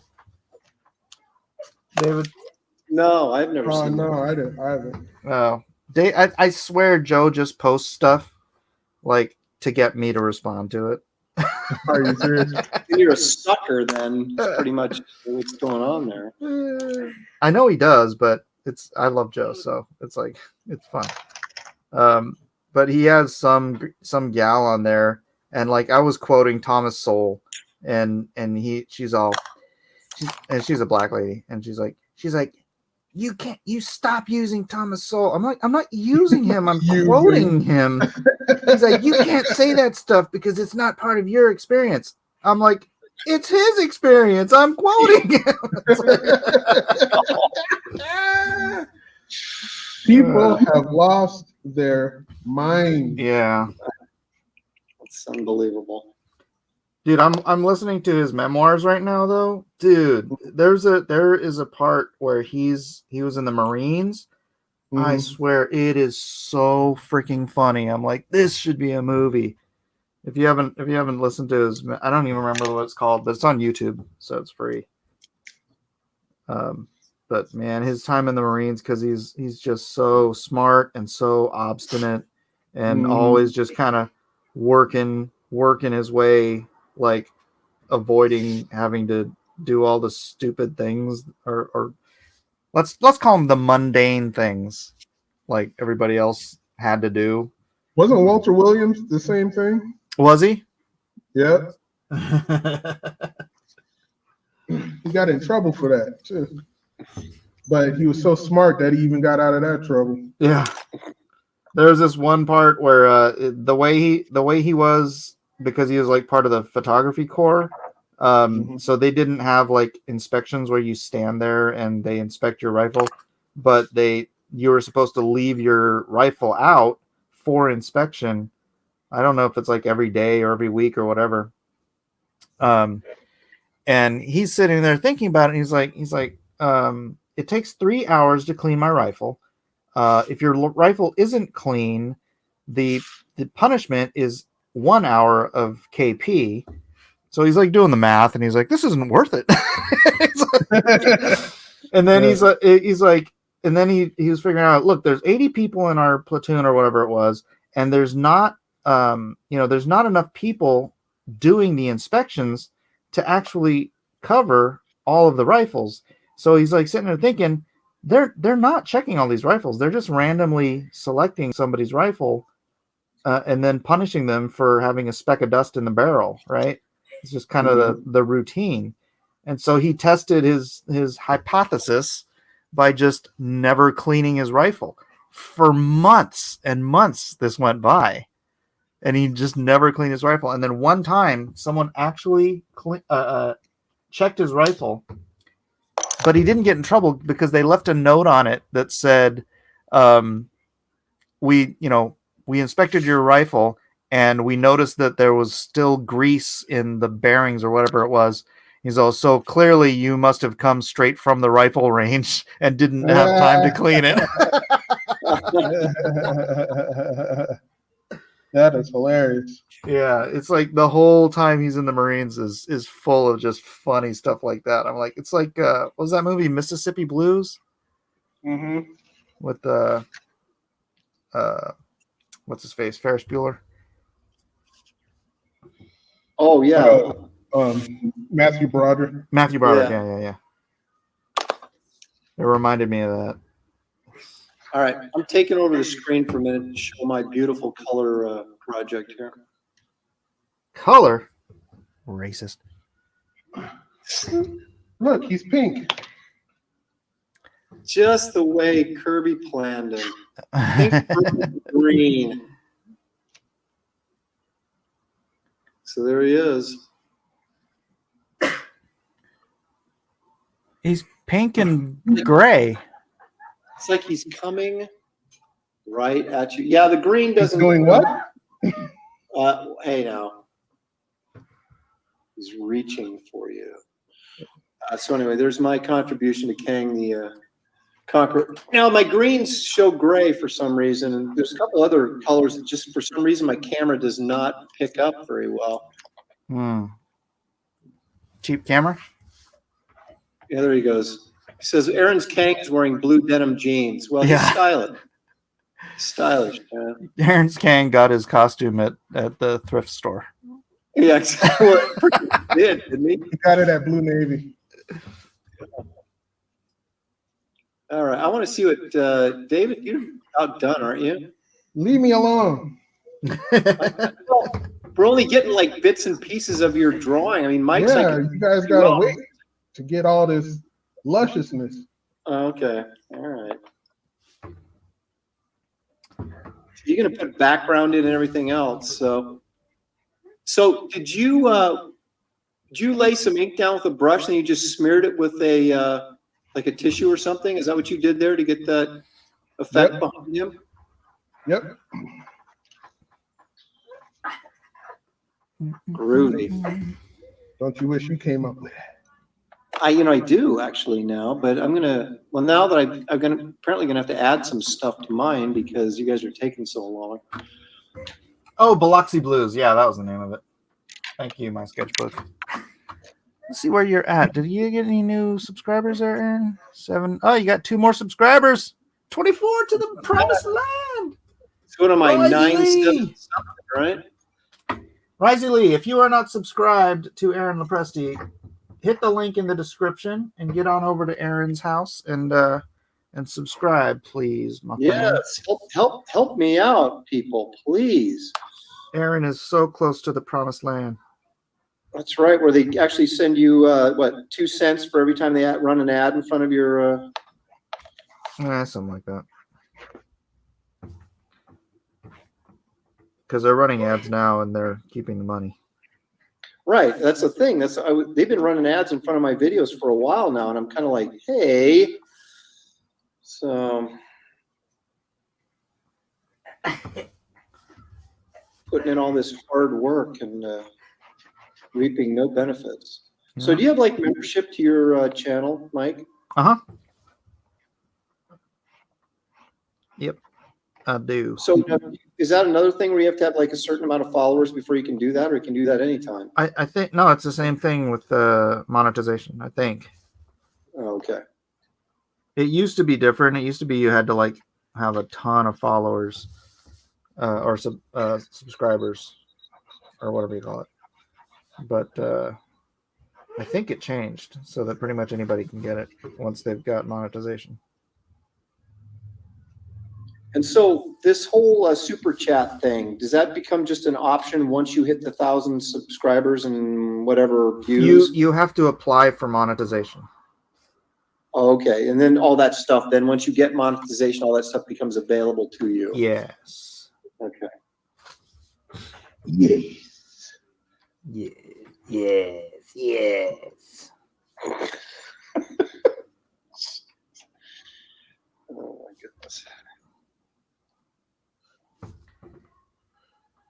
On my channel, my sketchbook says that he saw me in Jazz's chat earlier this week. Yeah, Jazz had a live stream and I was in there for a minute. Surprised you saw me. I wasn't there that long.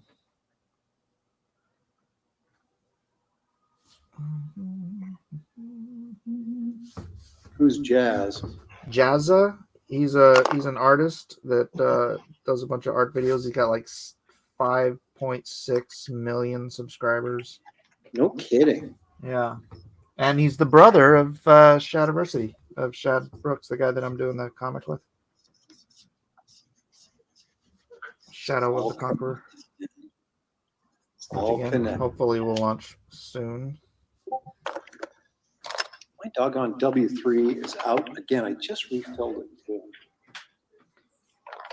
Yeah, I guess dude, I'm it's guys like that make me think, if I really ever want to take this YouTubing thing seriously, I mean, if you do it right, there's millions of people out there that will just watch art channels.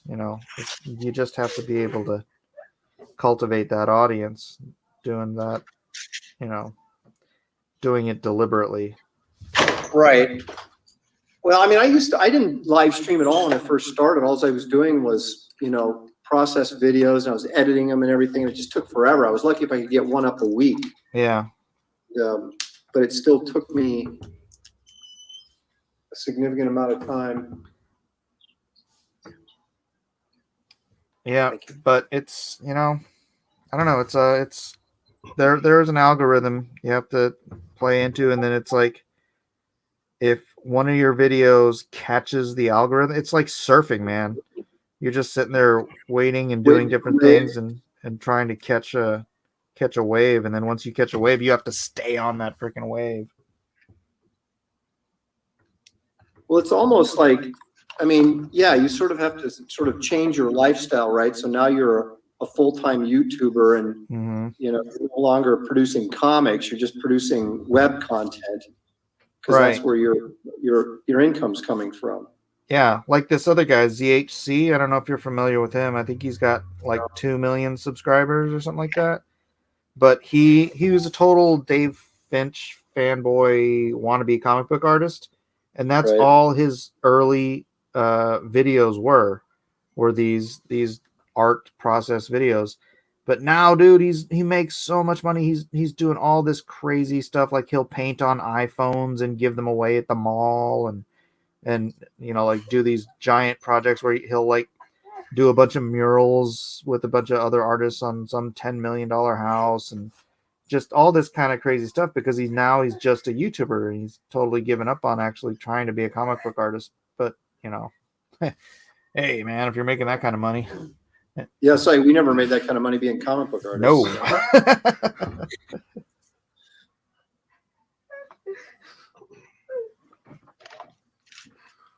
But oddly enough, I actually want to be a comic book artist. Well, there's a certain joy in being a storyteller that is hard to match. I mean, because my life has never been about pursuit of money. It's always been just sort of personal success is what's sort of driven me, which I don't know if that's any better, but being able to. Who's laughing back there? My son. He's watching. Okay. He's watching somebody play a video game. Oh. But it's like, sort of like chasing your dreams and fulfilling those has always been sort of kind of what motivated me, Mm-hmm. And so it was never, like, yeah, sure, it'd be great if you could make a bunch of money and never have to worry about anything, at least financially speaking. But, that's not what motivates me. Yeah. I'm finished. Clearly. You're finished? Come on, man. Come on, man. All right, David, I will give you the screen. Let's see what you got. That's pretty cool.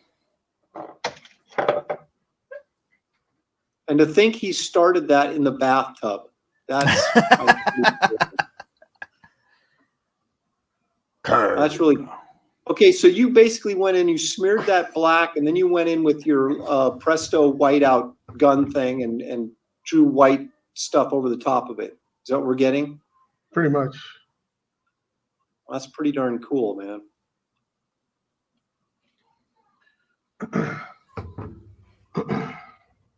I'll take the W now. The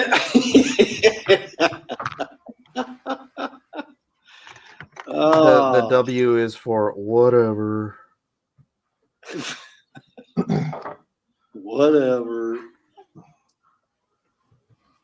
Well, there's mine. It's a little bit smaller, but just as wonderful. That's right. It's so much smaller. Wow, you didn't yours 9x12? Come on, man. Yeah. I went Again, man, full. work at 11 by the 17. size that you can get done during the stream. I was trying to, really do something special for your audience, Aaron. You're always trying to do something special, Mike, and you never get it finished. Damn it, boy.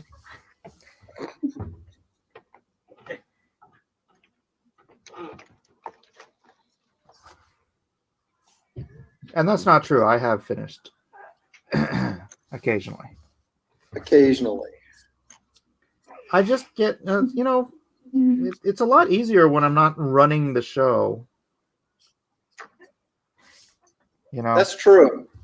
It's a major distraction when you're trying to manage comments and manage your guests and everything else. Look at how we all chose the camera angles on Kang. I chose my camera from below to show power. Mike shows his from above, and you show your camera straight on. We hit all three of them. How about that? Well, in truth, I chose this angle probably because it was, again, easiest to accomplish in the short period of time that we were, although I guess we've been on for 2.5 hours, so it hasn't been really that short of a time. So it means your degree of difficulty was not as much as mine or Mike's. I will admit to that. Because you wouldn't have admitted that if I said it. Well, no, I wouldn't have admitted it on your show. I'm much more gracious on my own show than I am on other people's. Yeah, I mean, I plan stuff that like I said, I plan convention sketches that I can get done in a reasonable amount of time so that I don't have to turn the show off with an unfinished piece of artwork. All right. So, but I give David, I mean, he got it done, man. He went 11 by 17 and did a more dynamic angle and got the power lines going. And Mike, you went elegant. And once again, it's cost you. Hold on. I'll be done in a second. I just got to do the lines on the thing. All right. Just got to do the lines on the thing. Just got to do the lines on the thing. The lines on the thing. All right. Well, I'm going to go and feature mine again because I can. Got my little trippy psychedelic marker line work going on back there because I finished early and I saw David doing it and I was like, I better do something. So let's see what Mike's got to. Oops, sorry, Mike, I took you out for a second. That's Mike upside down now. Well, I gave you the full screen and you're showing Kang upside down, which is actually kind of trippy, man. It's all about perspective, bro. It is all about perspective, isn't it? Mm-hmm. So he says he's almost done. Yeah, because I'm not going to render this. It's just, Well, it's you the two interlocking triangle thing design.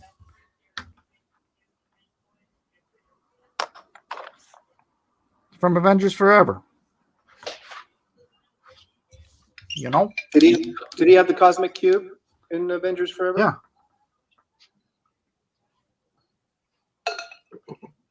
Or either he had it or it was like the Supreme Intelligence or something. I don't remember. I have to read that again, especially after this TV show. Did you watch it? Did you watch Loki, David? Nope.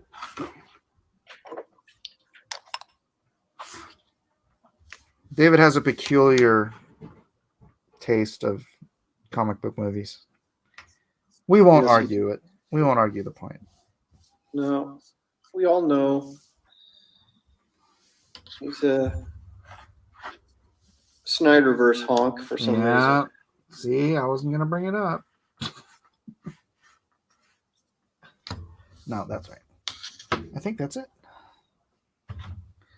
All right, now we'll give you the full screen again. Oh, thank you, sir.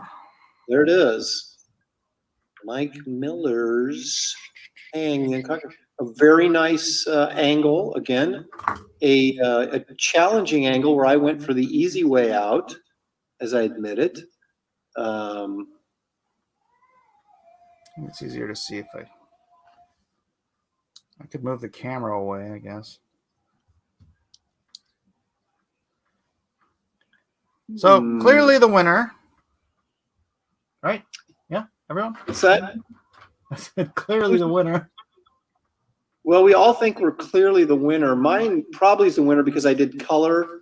I have to admit, now I'm not a fair judge because I am kind of a David Williams fan. So I do sort of like his stuff. And so I let him be winner most of the time, even though I probably kicked his butt on several occasions, but just because of my fandom for his work that I've allowed him to claim the victory. But boy, you've got three different things right there. So it's a stylistic choice tonight. It's a So cornucopia of style. It is. So, and I don't do the little voter thing because I don't want to take a chance on me actually losing. So,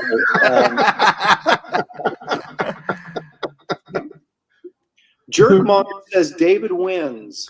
Elliot, how dare you stab me in the back of my man? Jerkmonger. That's one of Mike's guys, and he's going for David. Thank you, sir. No, you know, I gotta give David brought the most energy to his piece.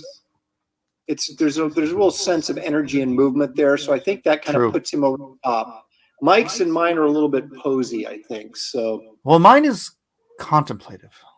It is, and mine is just typical, 1968 Marvel.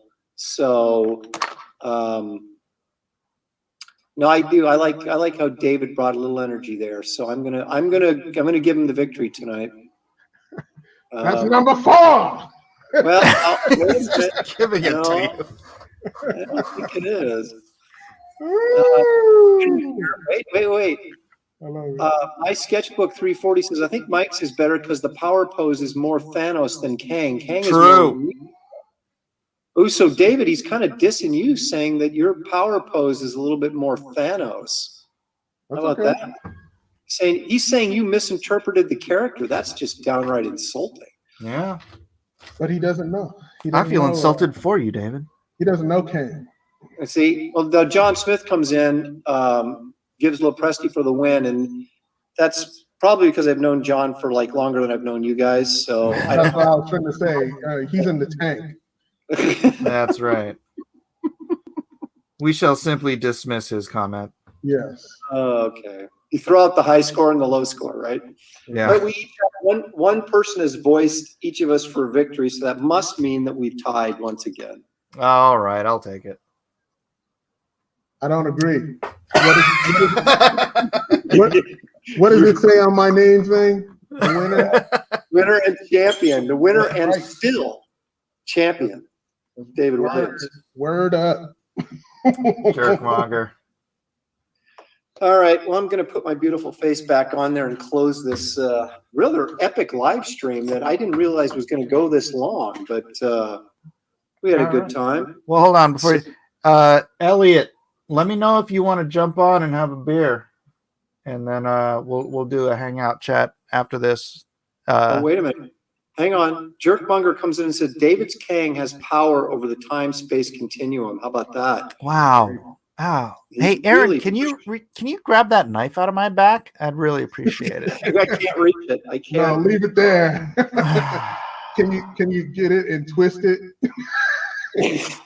Wait a minute. Listen to this. Vic says I would pay $60 for Aaron's, $50 for David's, and up to $300 for Mike's. Yeah. Whoa. Sold.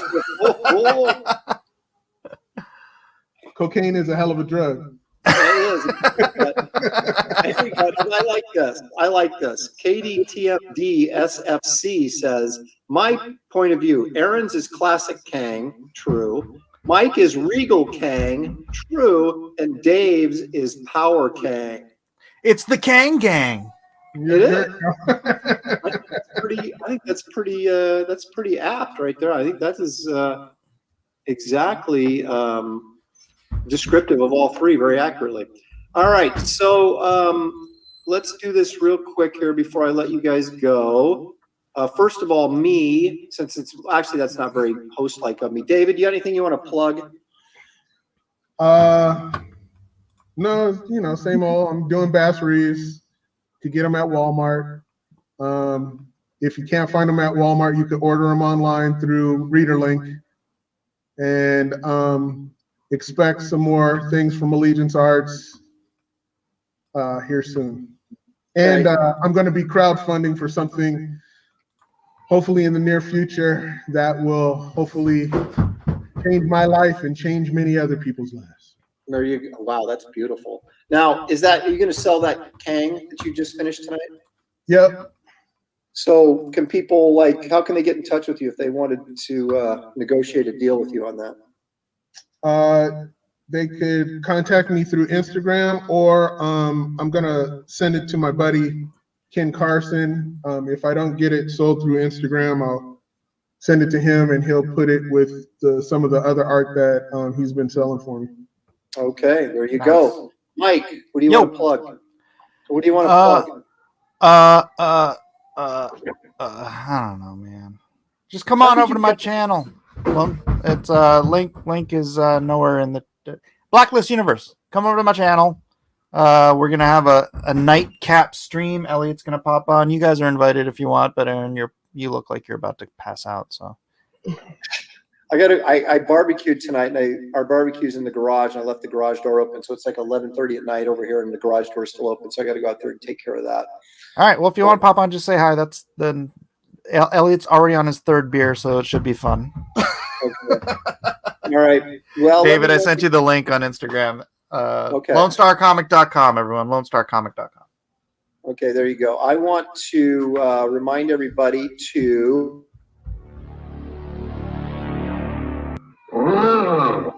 subscribe and like to this YouTube channel. We're so close to 1,000 in monetization. It's just I'm getting chills from excitement. Yeah, 978. Oh, you got two more. 22. Everybody, if you're in my chat right now, please go over to the link in the description. It'll take you to Aaron's channel. Subscribe to his channel. Let's get him to 1,000 subscribers so that he can make a few pennies. Make a few pennies on YouTube. And also, if you look in the description, you will see a link to my Indiegogo pre-launch page for Wraith of God. So please run over there and sign up for that as well. There was more interesting art and information coming about that shortly. I hope to go live in mid-August with that. So please check that out. David, thank you for dropping in. It was fun, as it always is. Mike, I appreciate you jumping in as well. Thanks for the invite. Here we go. He's got white on his fingers. A black man with white on his fingers. Well, look, you got a black finger and a white finger. It's kind of like, was that who sang that? Was that Stevie Wonder and Paul McCartney? No, who Ebony and Ivory. Yeah, Ebony and Ivory. Ebony and Ivory. Hey, let's everybody see your pencil divot. Well, I don't know if you can. Kind of. Hey, easy there, Aaron. Right there on the middle finger, dude. That's where it's at. Yeah. Right there. Oops. That's the callus of the artist.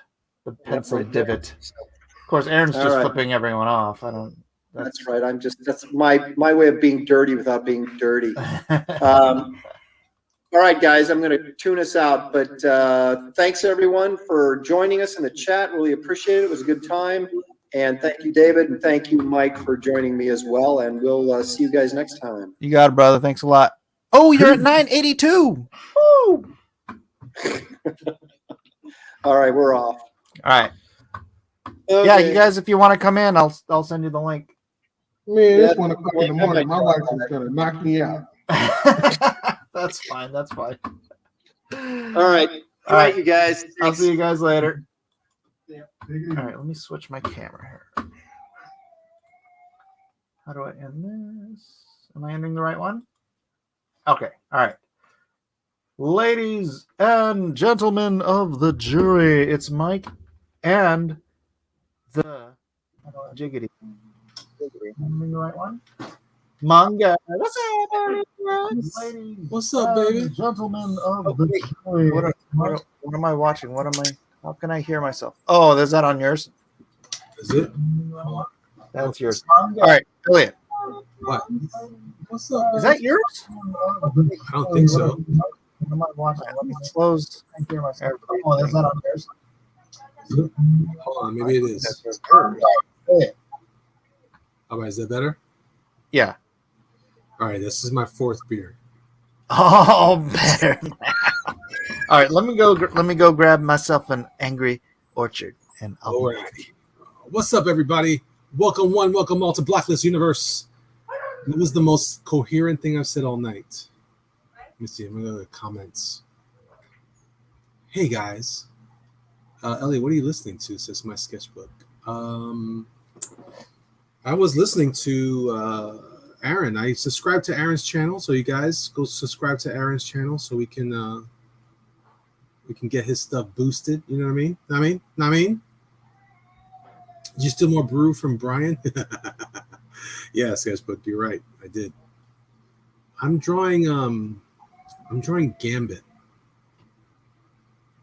You guys want to see what I've done so far for my recent? I put out a 9x12 bust commission list. Let me show you what I've done so far. It's pretty cool. Check it out. I've done Hellcat. It's all right. Did I get that right? Hellcat. I did Hellcat, and check this out. Oh, Deja Torres. Make you want to jump back and smack somebody's mama. I just sang that to you guys because I love you guys. That's what happens. Why are you drawing with medical gloves on your... Because I don't know why. I don't know why. Someone told me recently that my fingernails are all tore up, so I wanted to. What time is it? It's Michael time. Oh, it's not his birthday. Okay, it's my wife's birthday in 12 minutes. What? Yeah, she's gonna be 29 again. Oh snap! That's what's up, Michael. This is my fourth beer. Elliot, What? I just cracked open my first one of these. Well, I've been drinking all night. Cheers. Cheers. All right. Yeah, is that why you didn't answer my text? No, I've been working. Did you see what I just showed everybody? No, I didn't. I just got back in here. I finished Deja Torres. Oh, hello, Deja. Let me get that up a little higher. A little higher. So you can see the whole. The hair is this cool part. I like the hair. Mm-hmm. That stuff is pretty cool. And Did you do that on your iPad first? No. Really? Isn't that crazy? Yeah, I went straight for the board, man. Today was a different day. So what's going on with Kang? Is this like a separate drawn and quartered for Kang? It was like a drawn and quartered. Aaron always draws something on his stream, and then he invited me on, and we were drawing Kang. So Right on. That's cool. I think I'm done, but I'm still gonna doodle a little. You got 12 minutes for your wife's birthday. You gotta kill it somehow. Yeah. Hey, we got a new Tom Bopel. What's up, Tom? What? Welcome to the channel. Hope you subscribe and stick around. We do well, I don't know, have you seen Aaron on here before? We do drawn and quartered. He's on more often than not lately. Oh my gosh, you look like a surgeon with that glove on. And that's what everybody's saying. I'm gonna get black ones so I can do it better. But Like black ones are better. yeah, they look more like they look like tattoo artists' gloves. You know? Oh, right. This is another commission. I'm doing Gambit right now. You want to draw Gambit with me? I just drew Kang, man. I know. I'm just saying. And I'll be honest, I've never liked Gambit's design. No? No. Well, you know, what are you gonna do? I'm gonna That, try to draw that, him. that headgear with the ear sticking out doesn't make a lick of sense. No, it makes total sense. He can't hear with he can't hear with it on. What? Don't laugh at me, Michael. You can't hear with it on? That makes total sense. It's true. Very true. So what's up, man? How's your day been? Good. Went to let's see, what did I do? Oh, I colored. You want to see some coloring, Elliot?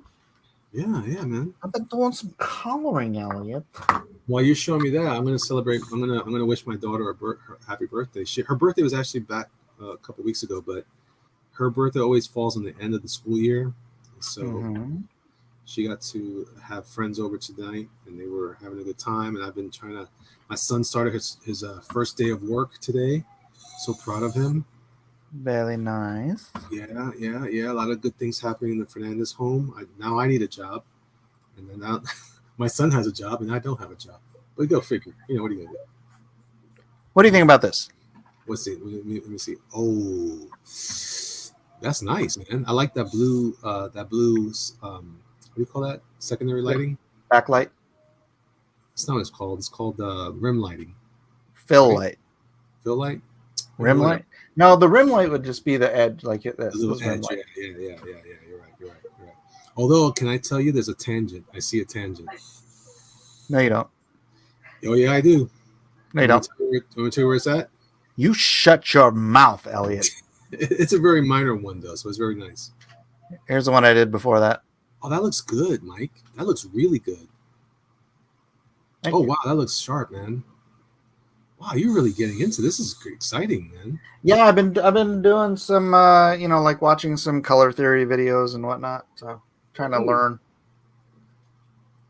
You gotta share those with me. I'd have to find him again. You, why I Yoda. Looks good, man. I love it. I love what I see. Well, you got a warm thing receding.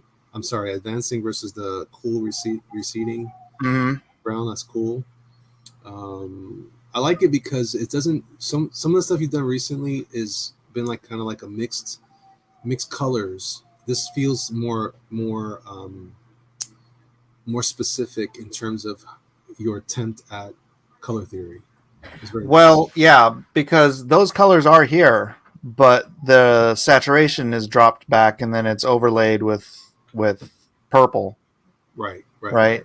Because you can't have, which I did in the earlier stuff, a lot of brilliant hues because it just fights what you're seeing all over the screen. So It competes, yeah. learning and applying, trying to get the problem is with those, like one of the things you saw earlier. Oh wait, you know what I just did?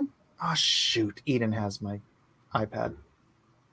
I changed some of the a couple of the earlier things that I had colored a bit, but that one, which was like, I don't know if it's on here. I think it's on here. That's interesting. This. Okay. These are 20 individual cards. Yeah. So it kind of has to be like each card has to have its own brilliance and brightness and whatnot. So it's when you put it all together, it's a puzzle image, but or you could do it all as like flats. Yeah. No. Oh, that's cool though. It looks good. It looks good. It's just it's not as tight as what you just showed me. Right.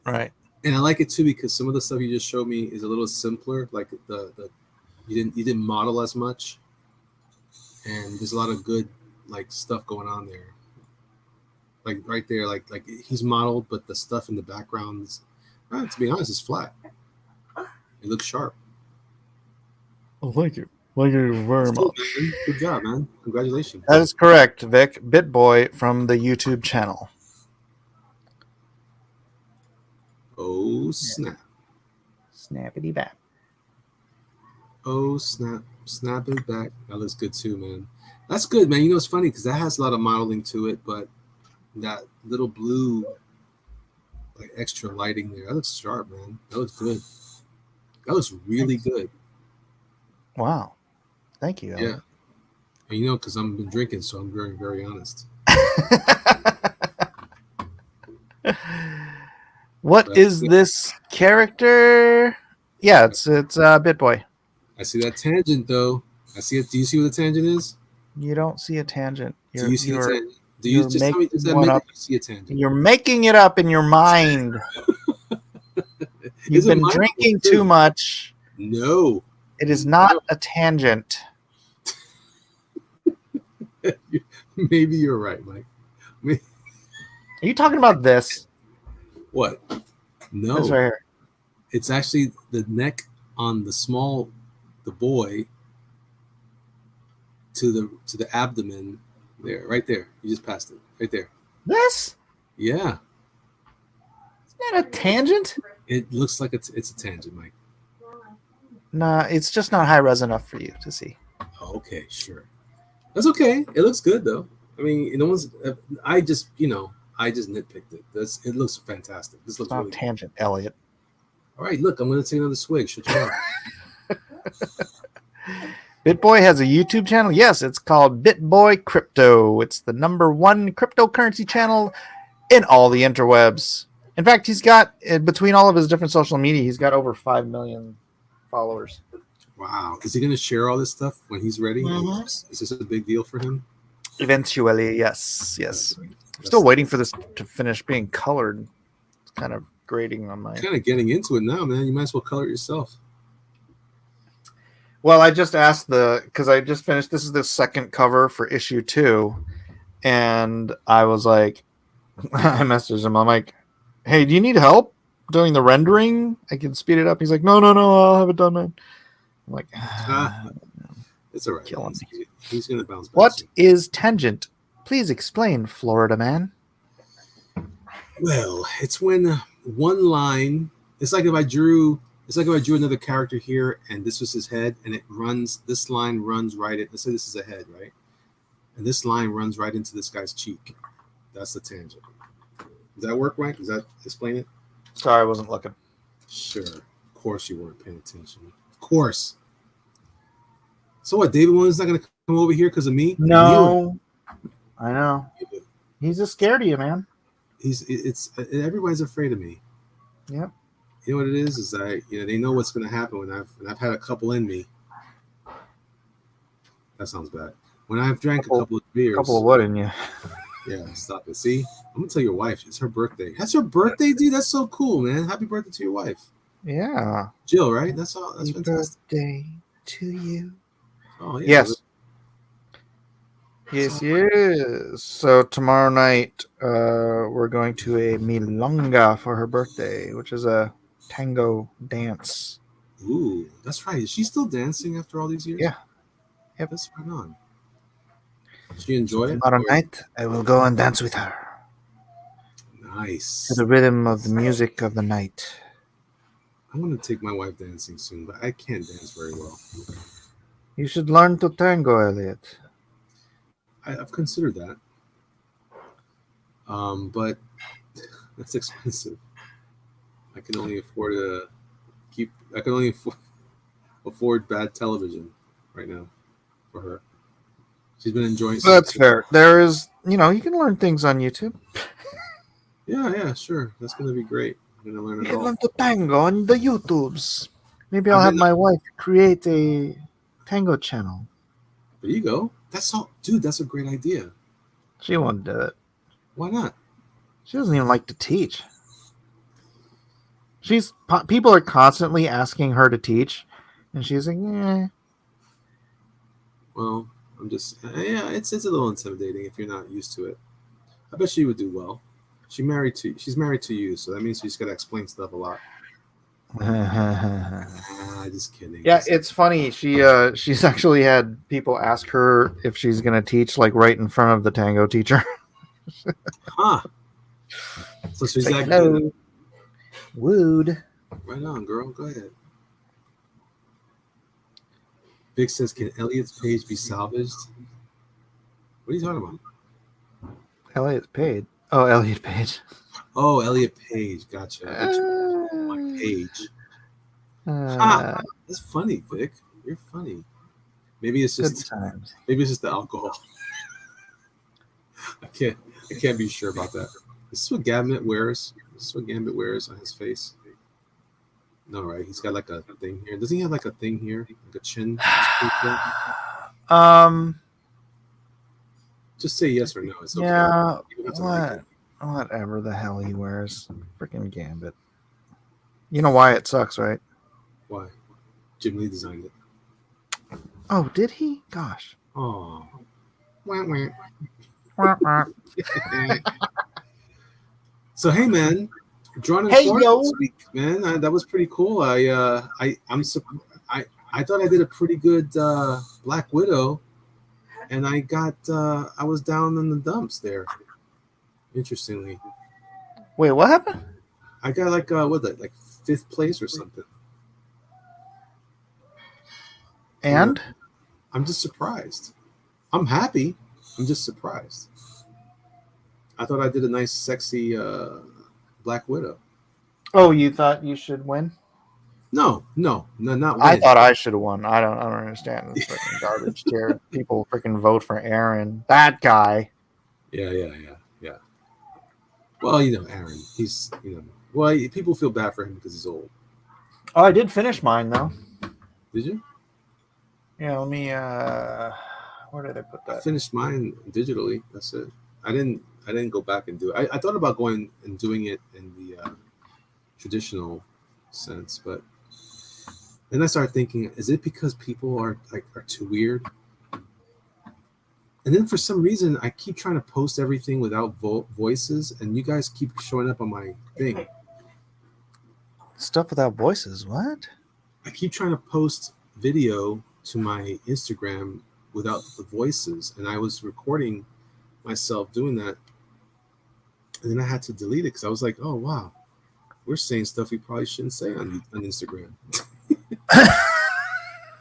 Okay. Just saying. Oh, I got you. Yeah, so here's my finished. Oh, that's good, man. That looks really good.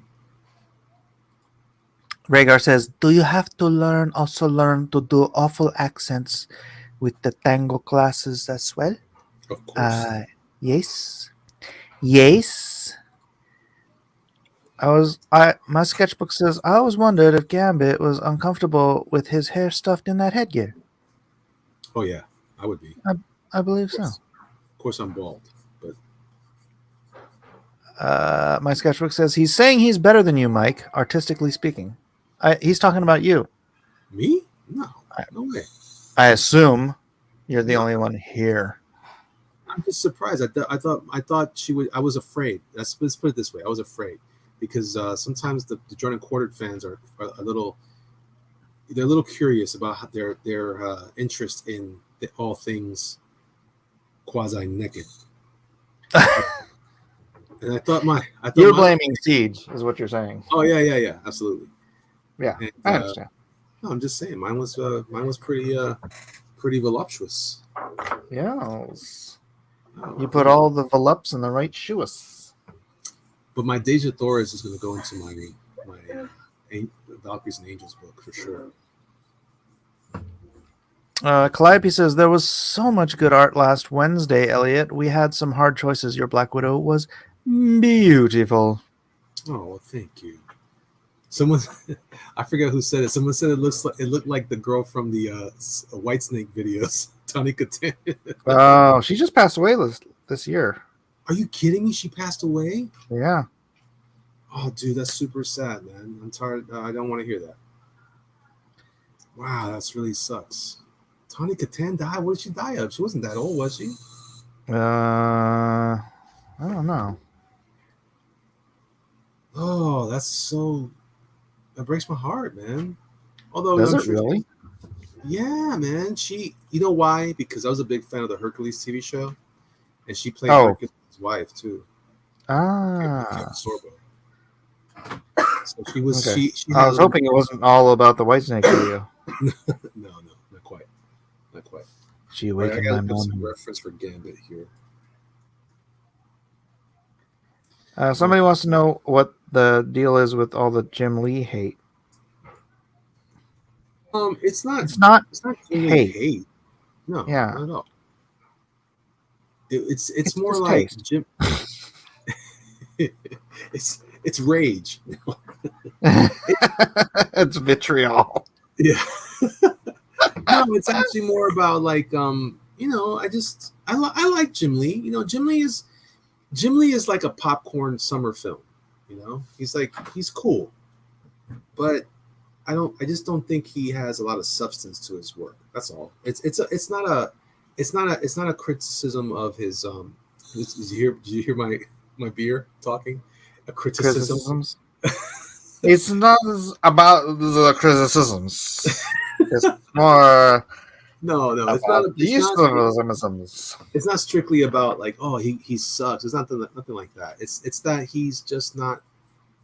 I believe, my personal opinion is that he pulled the wool over a lot of people's eyes, but not unlike a lot of comic artists. They just put a lot of stuff, a lot of flash, a lot of bang, but not a lot of substance. And but he's a very comfortable artist. He's a lot like a Rob Liefeld. He's very comfortable. I remember when I never cared for Rob in the very early years, and then well the very beginning I did, and then later on I found him to be charming. Does that make sense? Mm-hmm. That's kind of how I feel about Jim. Jim is a very charming artist. He reminds me of a time when I was really into comics, and so there's a lot of that going on for me. But the honest truth is that as an artist, as an inspiration, I don't find him as helpful because some of the things he does are not very. They're not. Oh, what's the right word? Like they're not. Yeah. Not It was cool when it was new, Yeah. but the blush is off the rose. Yeah, I mean, let's quantify this, right? So there are other artists who when they were new were also fun to look at, but they have substance. So for me, a guy like Mark Silvestri has a lot more substance to his work because he actually grew in his style, and I think he's achieved more as the years have gone by. Not that Jim Lee couldn't. Jim Lee seems clearly a smart man, but he didn't need to because he became a mucky muck up at DC, and it's cool. I don't blame him for it. It's just not someone that I go to for inspiration. If I do, Yeah, you know what? It's similar to what I was saying. I mentioned earlier in the other on Aaron's show, actually, I guess on here too, that I was trying to talk Mike Turner out of going to Top Cow, right? Because I didn't want him to just be another Mark Silvestri clone artist. who's this? Mike Turner. Oh, okay, yeah. And obviously business wise and fame wise and all that stuff, he made the right decision. But I think if he could have studied, I don't know, man. So much of this stuff is about style and flash and all of that stuff. And maybe, I am a boring artist because I am concerned about structure and form and storytelling and the fundamentals of art. Yeah. I never would have been a Stephen Platt. Sure. Right. Sure. Yeah. And he's great, but for example, he's not. I've always in the very beginning. I remember Soul Saga was a big deal to me. Stephen Platt's book, but very quickly I lost interest in him because he didn't have any substance. To be honest, I feel like some of Mike's work was kind of like that too, though. But that's okay. I mean, this is a thing that I've been talking a lot about lately. Andy and I talk about this a lot, about how there's room for popcorn. There's room for that. Not everything's going to be the next great American graphic novel or great American novel. True. Not everything's going to be the best that you ever saw on the shelf. But at the same time, I was talking about this with recently with my son. all the best music has something more substantive to it. For example, like if you were to list your top 100, top 10, 100 is obviously too broad. List your top 10. Your top 10 music is going to have a lot more substance to it. You know, it's going to have some kind of meaning behind it. Dude, that's what, you know what? I mean, that's the same conclusion I came to when I was like early 90s. I was like, I've got 1,000 CDs. You know, I'm probably not 1,000, but like hundreds. I've had hundreds of CDs. I only listened to like 10 of them. Yeah, yeah. Right? Because I got something when it was new and it was cool and it was whatever it was, you know, but it's like there's nothing. And so after that, after I made that realization, I was like, you know what? I'm never going to buy music unless it's already stood the test of time. Yes, yes. You know?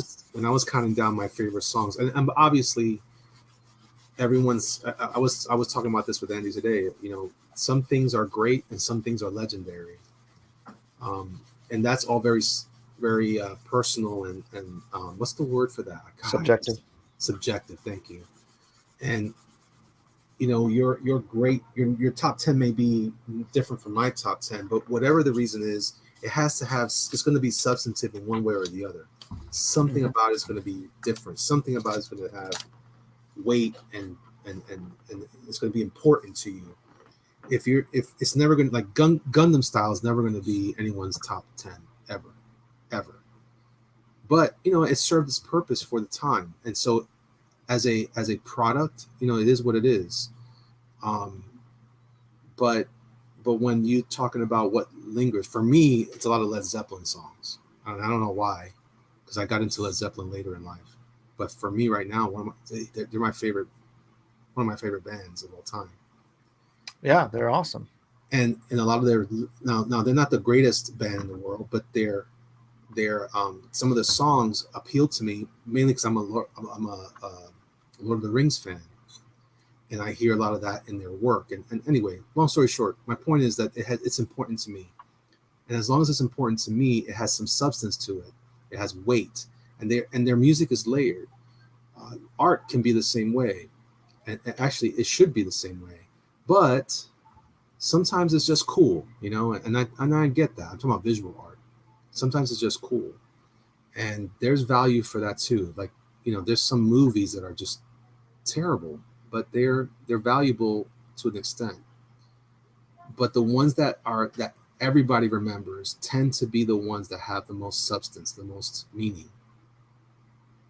So, you know, I think when I think I mentioned this recently, but I was listening to I won't say his name, but a comic artist that became a YouTuber recently, and I was surprised to hear their take on art history. And I feel like if you don't understand where you come from, you don't know where you're going. And so I was surprised because this person has a very unique style, and it's very particular, and it borrows a lot from classicism and some great works in terms of style. Mm-hmm. They had a very limited, you know, a limited knowledge of art, and actually this expressed like almost a disdain for the history. So like for me, the more I get into art history, the more it helps me understand, like as I'm working on stuff for Doomkicker, I'm thinking about like a lot of the great artists who have come up with really useful techniques that actually match a meaning, you know. Will Eisner, some Frank Miller stuff, you know, there's a lot of meaning behind it. And if you don't, if you're not really a student of the craft, which includes like where we come from, then you're just sounding off, you know. You're just doing cool pictures. I guess, and again, like I said, there's room for that, you know. But it's just like, even like the great blockbuster like in Jaws, right? It still has a very deep meaning to that story. Not super deep, but deep enough that you can trace it to something else, and it means something more than just a shark movie. You know what I mean? Yeah, at least the first one. Yeah, at least the first one. Everything else, no, not so much.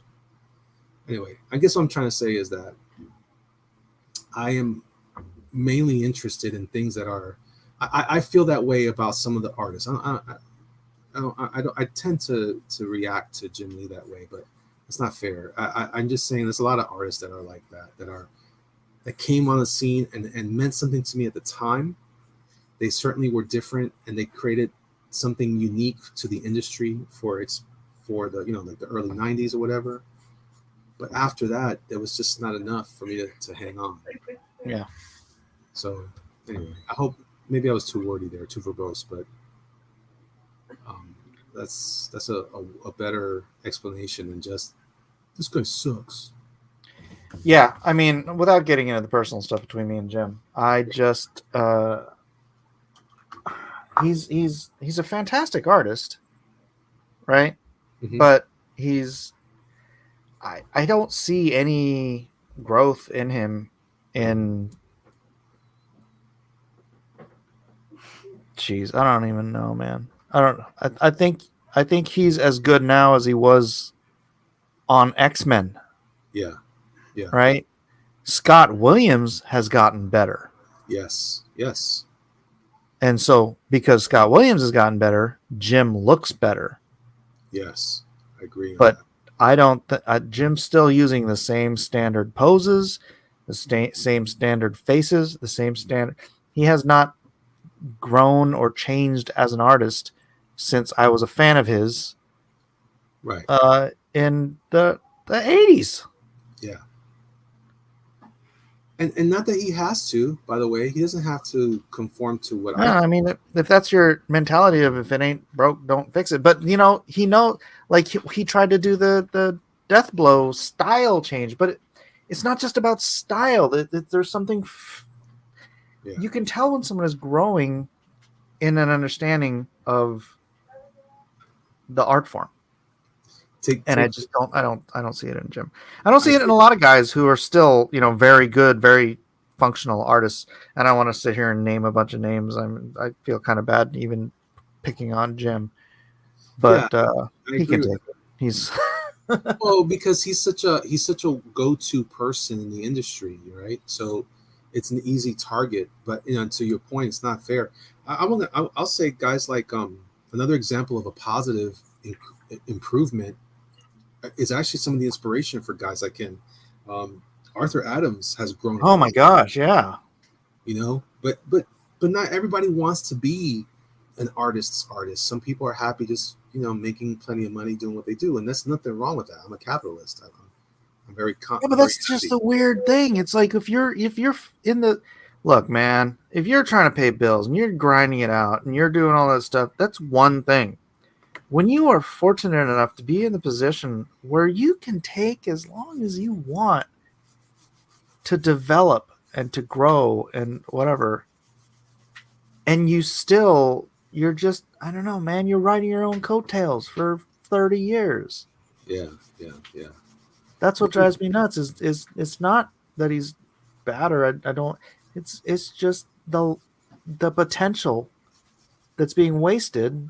And I don't know why. I don't understand the mindset. Well, but then don't forget, like a lot of this is literally about there's, for example, we can I can complain about Disney all day long if I want to, and make arguments against what the moves they've made, and they're going to be very selfish commentary or comments. But the reality is those are their characters now, and they can do whatever the hell they want to do with those guys. And so, yeah, I might have an opinion as to how I feel about them personally, but I can't be mad at them for doing what they do, because that's their product. That's their prerogative to make something out of what they've purchased.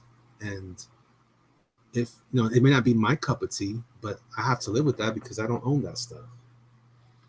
I mean, don't get me wrong. It's one of the things I listen a lot to some of these guys on YouTube that are really adamant about some specific ideas about how we should view some of these superheroes as I may have mentioned this before, as our like modern day mythology. But to be perfectly frank, one of the things that ancient mythology doesn't share with modern mythology is that ancient mythology was what everybody believed as a religion. Today, Yeah. it's a product. And Actually, I think ancient mythologies, a lot of it's based on Nephilim and stuff. So I don't think it was just stories people were making up. It's like, yeah. But I'm sure. Okay, and Yeah. that's your perspective. I'm just arguing the position that those things didn't have an owner. Those are ideas and stories that. Okay, so let's take your position that it was all legitimately real, right? Then there was no one that owned that. But today, Right. anything that's built around based off of what Stan Lee produced or Jack Kirby produced or whoever, those are all products. And so we can be angry about them. A lot of people, not everybody, some people are really happy with what they've got. But the reality is that however you feel about it, nothing needs to change for them because it's a product that you it's like saying that's like me creating a character and then all of a sudden everybody says, your character belongs to our society. Like, no, it doesn't. Or your Right. product belongs to our society. It doesn't. That's why it's so important that we build, that anyone that can creates and makes something unique that drives, culture, and our collective mythology or whatever you want to call it. But it Yeah. has to come from a deeper place, and an intentional place of creating that thing, not just a product. Because products can be manipulated based on choices that are completely outside of societal benefits. Yeah. They can, it kind of sound like someone I listen to on I'm stuttering. But I'm just trying To kind of bring this back, Vic says, and you know how loath I am to actually read Vic's comments, but the only guy who was great back then, really skilled, was Todd McFarlane. Jim Lee, Robert Liefeld created guys like Chapel Youngblood and his X-Men. They were good at design. I actually think Rob's good at design. I think Todd is good at design.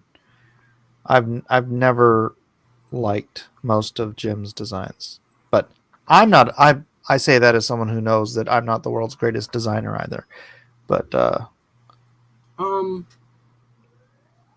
maybe I mean I feel like Jim's art is very there's something about Jim's work that I think no pun intended, I think works. It's the way that he draws his characters that have an interesting shape, and I think that subconsciously attracts us to I think it. I'm talking about costume and character design though. Yeah. The one character design I think Jim really kicked butt on was Omega Red. Sure. There's a lot of But I mean, this isn't about anything personal because like I think like Dave Johnson is a terrible human being, but he's a fantastic designer. Yeah, he is. But that's what I'm saying. I think there's shapes that he employs that have universal appeal, and it's a subconscious thing. It's I don't know if it's design. universal. Huh? If it was universal, then I wouldn't have this opinion. Well, no, I mean, I think you may not, you may be looking at it from a different perspective. I think some of your personal experiences may jade some of your opinions, but I'm just saying that I'm trying to understand why he's so popular, why he's such a profitable in the marketplace, why he still has some kind of so much pull. And I think it's because there's a look to his work. Like he has the characters when he designs them, it's not just like a good example of this is I think it's nostalgia. Yeah, maybe, but my son was playing this game DC Universe and Online Legends. Stuff, yeah. And a lot of the designs in there are his. Yeah, I know, they're terrible, and they're very rough.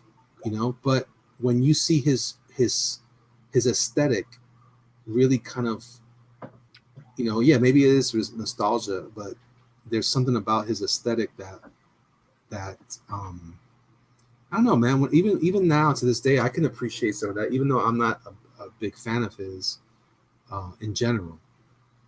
You know, I appreciate him as a creator. I appreciate him as an artist and as a business person. But I'm just saying that there's some of what he does that does still appeal to me, like Liefeld stuff does. Like I was never really a big fan of Liefeld, but in years since, I'm like, oh, you know, I really appreciate what he was trying to do and what he accomplished. Regardless of all that, I think there's a lot of shapes and a lot of things like, you know, the V shape, the strength of a male figure, the way he designs female figures, they just seem to always work pretty well. And there's just some weird things he does. I think I mentioned before something he did for DC 52. It was Aquaman's design that he had done. I thought was pretty strong, but it just wasn't something you could reproduce on a regular basis or on a monthly basis. After, you know, so many pages, it was just a very difficult concept, but it was a good concept. Would have been good for a movie, but not for what he designed, not for the comic book.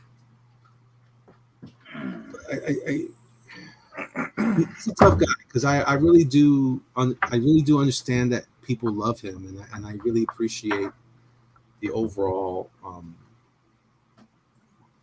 you know, a love affair with him. Like Actually, a lot of the designs were Carlos Dienda. Were they? I believe so. Well, I'm basing it on what I saw some like in the back of the trade paperback for the Avengers. I'm sorry. Oh no, I'm talking about DC Universe Online Legends. Oh, for that stuff. Yeah. But there was some weird stuff. Like I was like, that's clearly a Jim Lee design. There was I think he did the Superman and the. I'm trying to remember. Yeah, but that's what I'm saying. Like when people talk about his designs, there's not really a design. It's just the way he draws Superman. That's interesting. You know, the shape. Yeah, but look at that Superman. Correct. Is that you? Yeah. Okay. Well, you're talking to the wrong guy. I'm 40 years. Yeah, me and Howard Porter did this whole series. Which is that? DC Universe Online Legends. Oh, did you really? Yeah. I didn't know that. I thought you were. Wow, Mike, you're a Renaissance man. I am a Renaissance man. Renaissance. I like the Renaissance. It's good times. I want to go to a Renaissance fair. I'm gonna have to redraw this. I'm not happy with this. Probably shouldn't do this when I'm looking. I like this page. Yeah, that's good. You I don't have any of that stuff. I didn't know that you were working on that stuff. what? I didn't know you worked on that at all. Oh yeah. But then It again, was funny because it was like that's when Injustice came around, and it's like, man, I just did a freaking book where Superman kills Lois. Why I gotta do another book where Superman kills Lois? It's like, but he didn't kill Lois in the Injustice. yeah, I thought it was somebody else killed him. I thought it was Joker. Or no. something. After all, it was. Well, Joker made him kill Lois, but he still killed Lois. I still have this double page spread if anybody wants to buy it.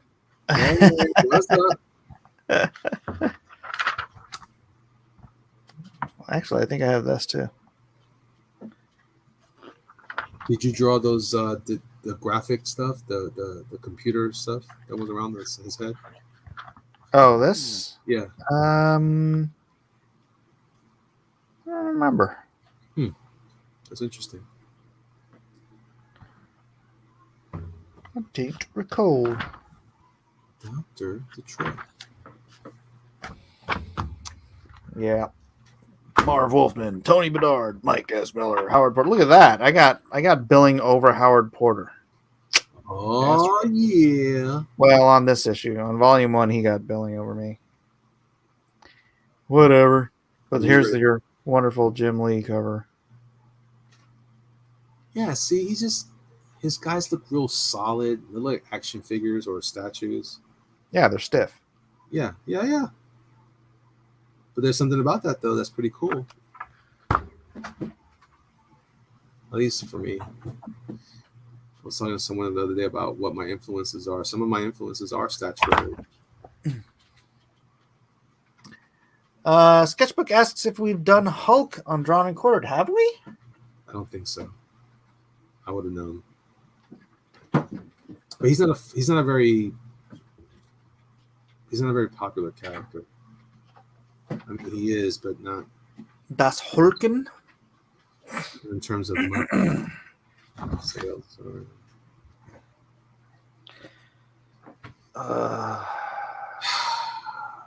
I should start over. This is not good.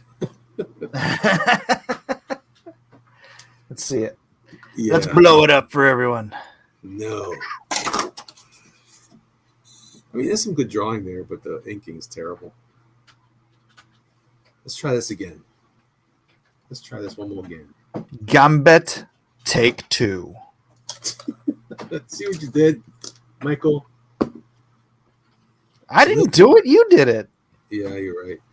Still, you said let's stream, and I said yeah. And I got all excited and I screwed up. Yeah, but Elliot, I said let's stream like 4 hours ago, and you didn't respond to me. Because I was actually streaming on Instagram.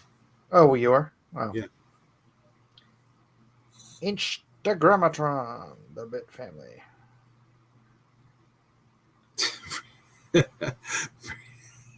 Rhaegar says Gambit's looking like Barney Rubble. That's funny. How's the bruise, boys? Yeah, I'm gonna go grab another one. I'll be back. I should stop.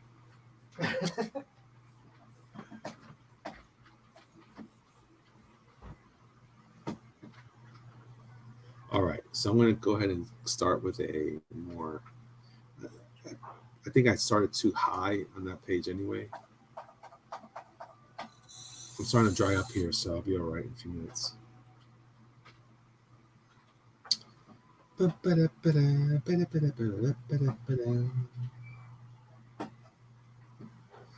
What I was really hoping to do with this was to kind of do a nice, fun, like just rendering.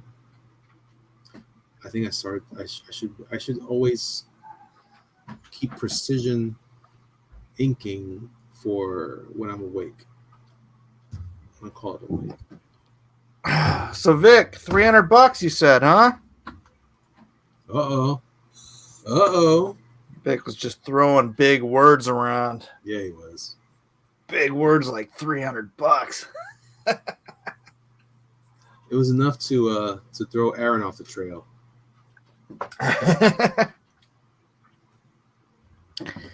Oh man, I was just in the kitchen. There's this box of Chinese noodles that I got at grocery outlet. It was $3.99, and I got 20 packets of these noodles. But when I got them home, so it's kind of like ramen noodles, right? Okay. And I got it home and I read the box and it says it's just the noodles. There's no soup base or anything. I mean, I can make soup base, Mm-hmm. but it's like $3.99 for 20 packs. I was like, wow, that's really good. Right? How much Okay. is that per pack? 20 cents? Sure. I'll take your word for it. Right? Yeah. $4, 20 packs, 20 cents a pack. Sure. Math. Right. Math, bro. Yeah, I'm terrible at math. I might go buy another box of them because I got like miso and I got chicken stock, and you can make your own soup base pretty easily. And just there you go, dude. You got to feed a family of 8, a family of 7, 20 cents each. All we have is ramen. Dude, everything else is getting so bloody expensive now. I'm hearing about it. It's Oh, see, I say $300 to Vic, and he says, "Gotta go." oh yeah, big talk, big talk. Big talking, Mr. Talkie Guy. Big talk, Mr. Talkie McTalkerson. Mm-hmm.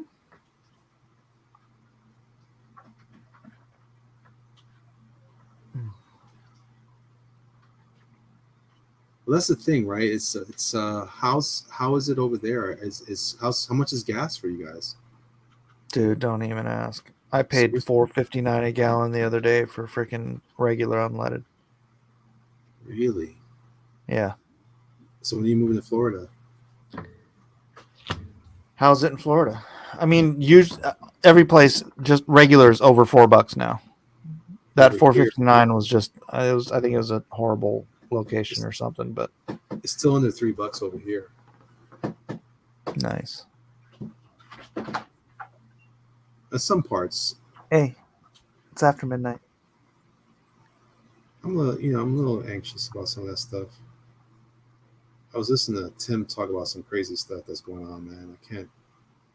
You hear about AOC and these groups are starting to like side again with the Cuban government. It's insane. It's insane. What?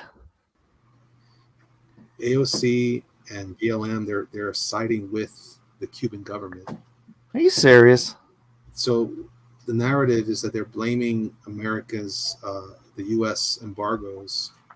But as I was talking to my buddy Felix, he was like, "No, man, the embargoes never covered food. It never had anything to do with food, or it was everything else." So whenever they're arguing as far as like, "Oh, we held back food from them," no, that's not true. Oh, The embargo didn't include food. The embargo only includes other goods and services. So it has nothing to do with that. And anyway, I don't know. I hate to talk about this stuff. I don't have enough information these days like I used to, but I'm not as into it. However, I think it's crazy that they're side. I never thought I'd see the day. Never thought I'd see the day. Yeah, I'm not really shocked. I'm not shocked, but I was actually more shocked at hearing Biden condemn communism, which yeah, that's true. is he just forgetting who he is at this point? Or maybe he's on the other side, like, fascistic instead, because he's still doing all that weird stuff with the tech companies, or the phone companies, trying to figure out how they can get all of our info, who's disseminating misinformation or disinformation. I don't know, man. It's a very odd time to live in, man. Yeah. I never thought. I'm feeling old, Mike. I never thought in my lifetime I'd see all this. But hey, man, the kids. Saki basically admitted they're openly violating the First Amendment. I know. I don't want to get into all that right now. No. This my beer talking. It's my beer talking. Just saying. Actually, I better wrap this up. It is my wife's birthday now, so I need to go.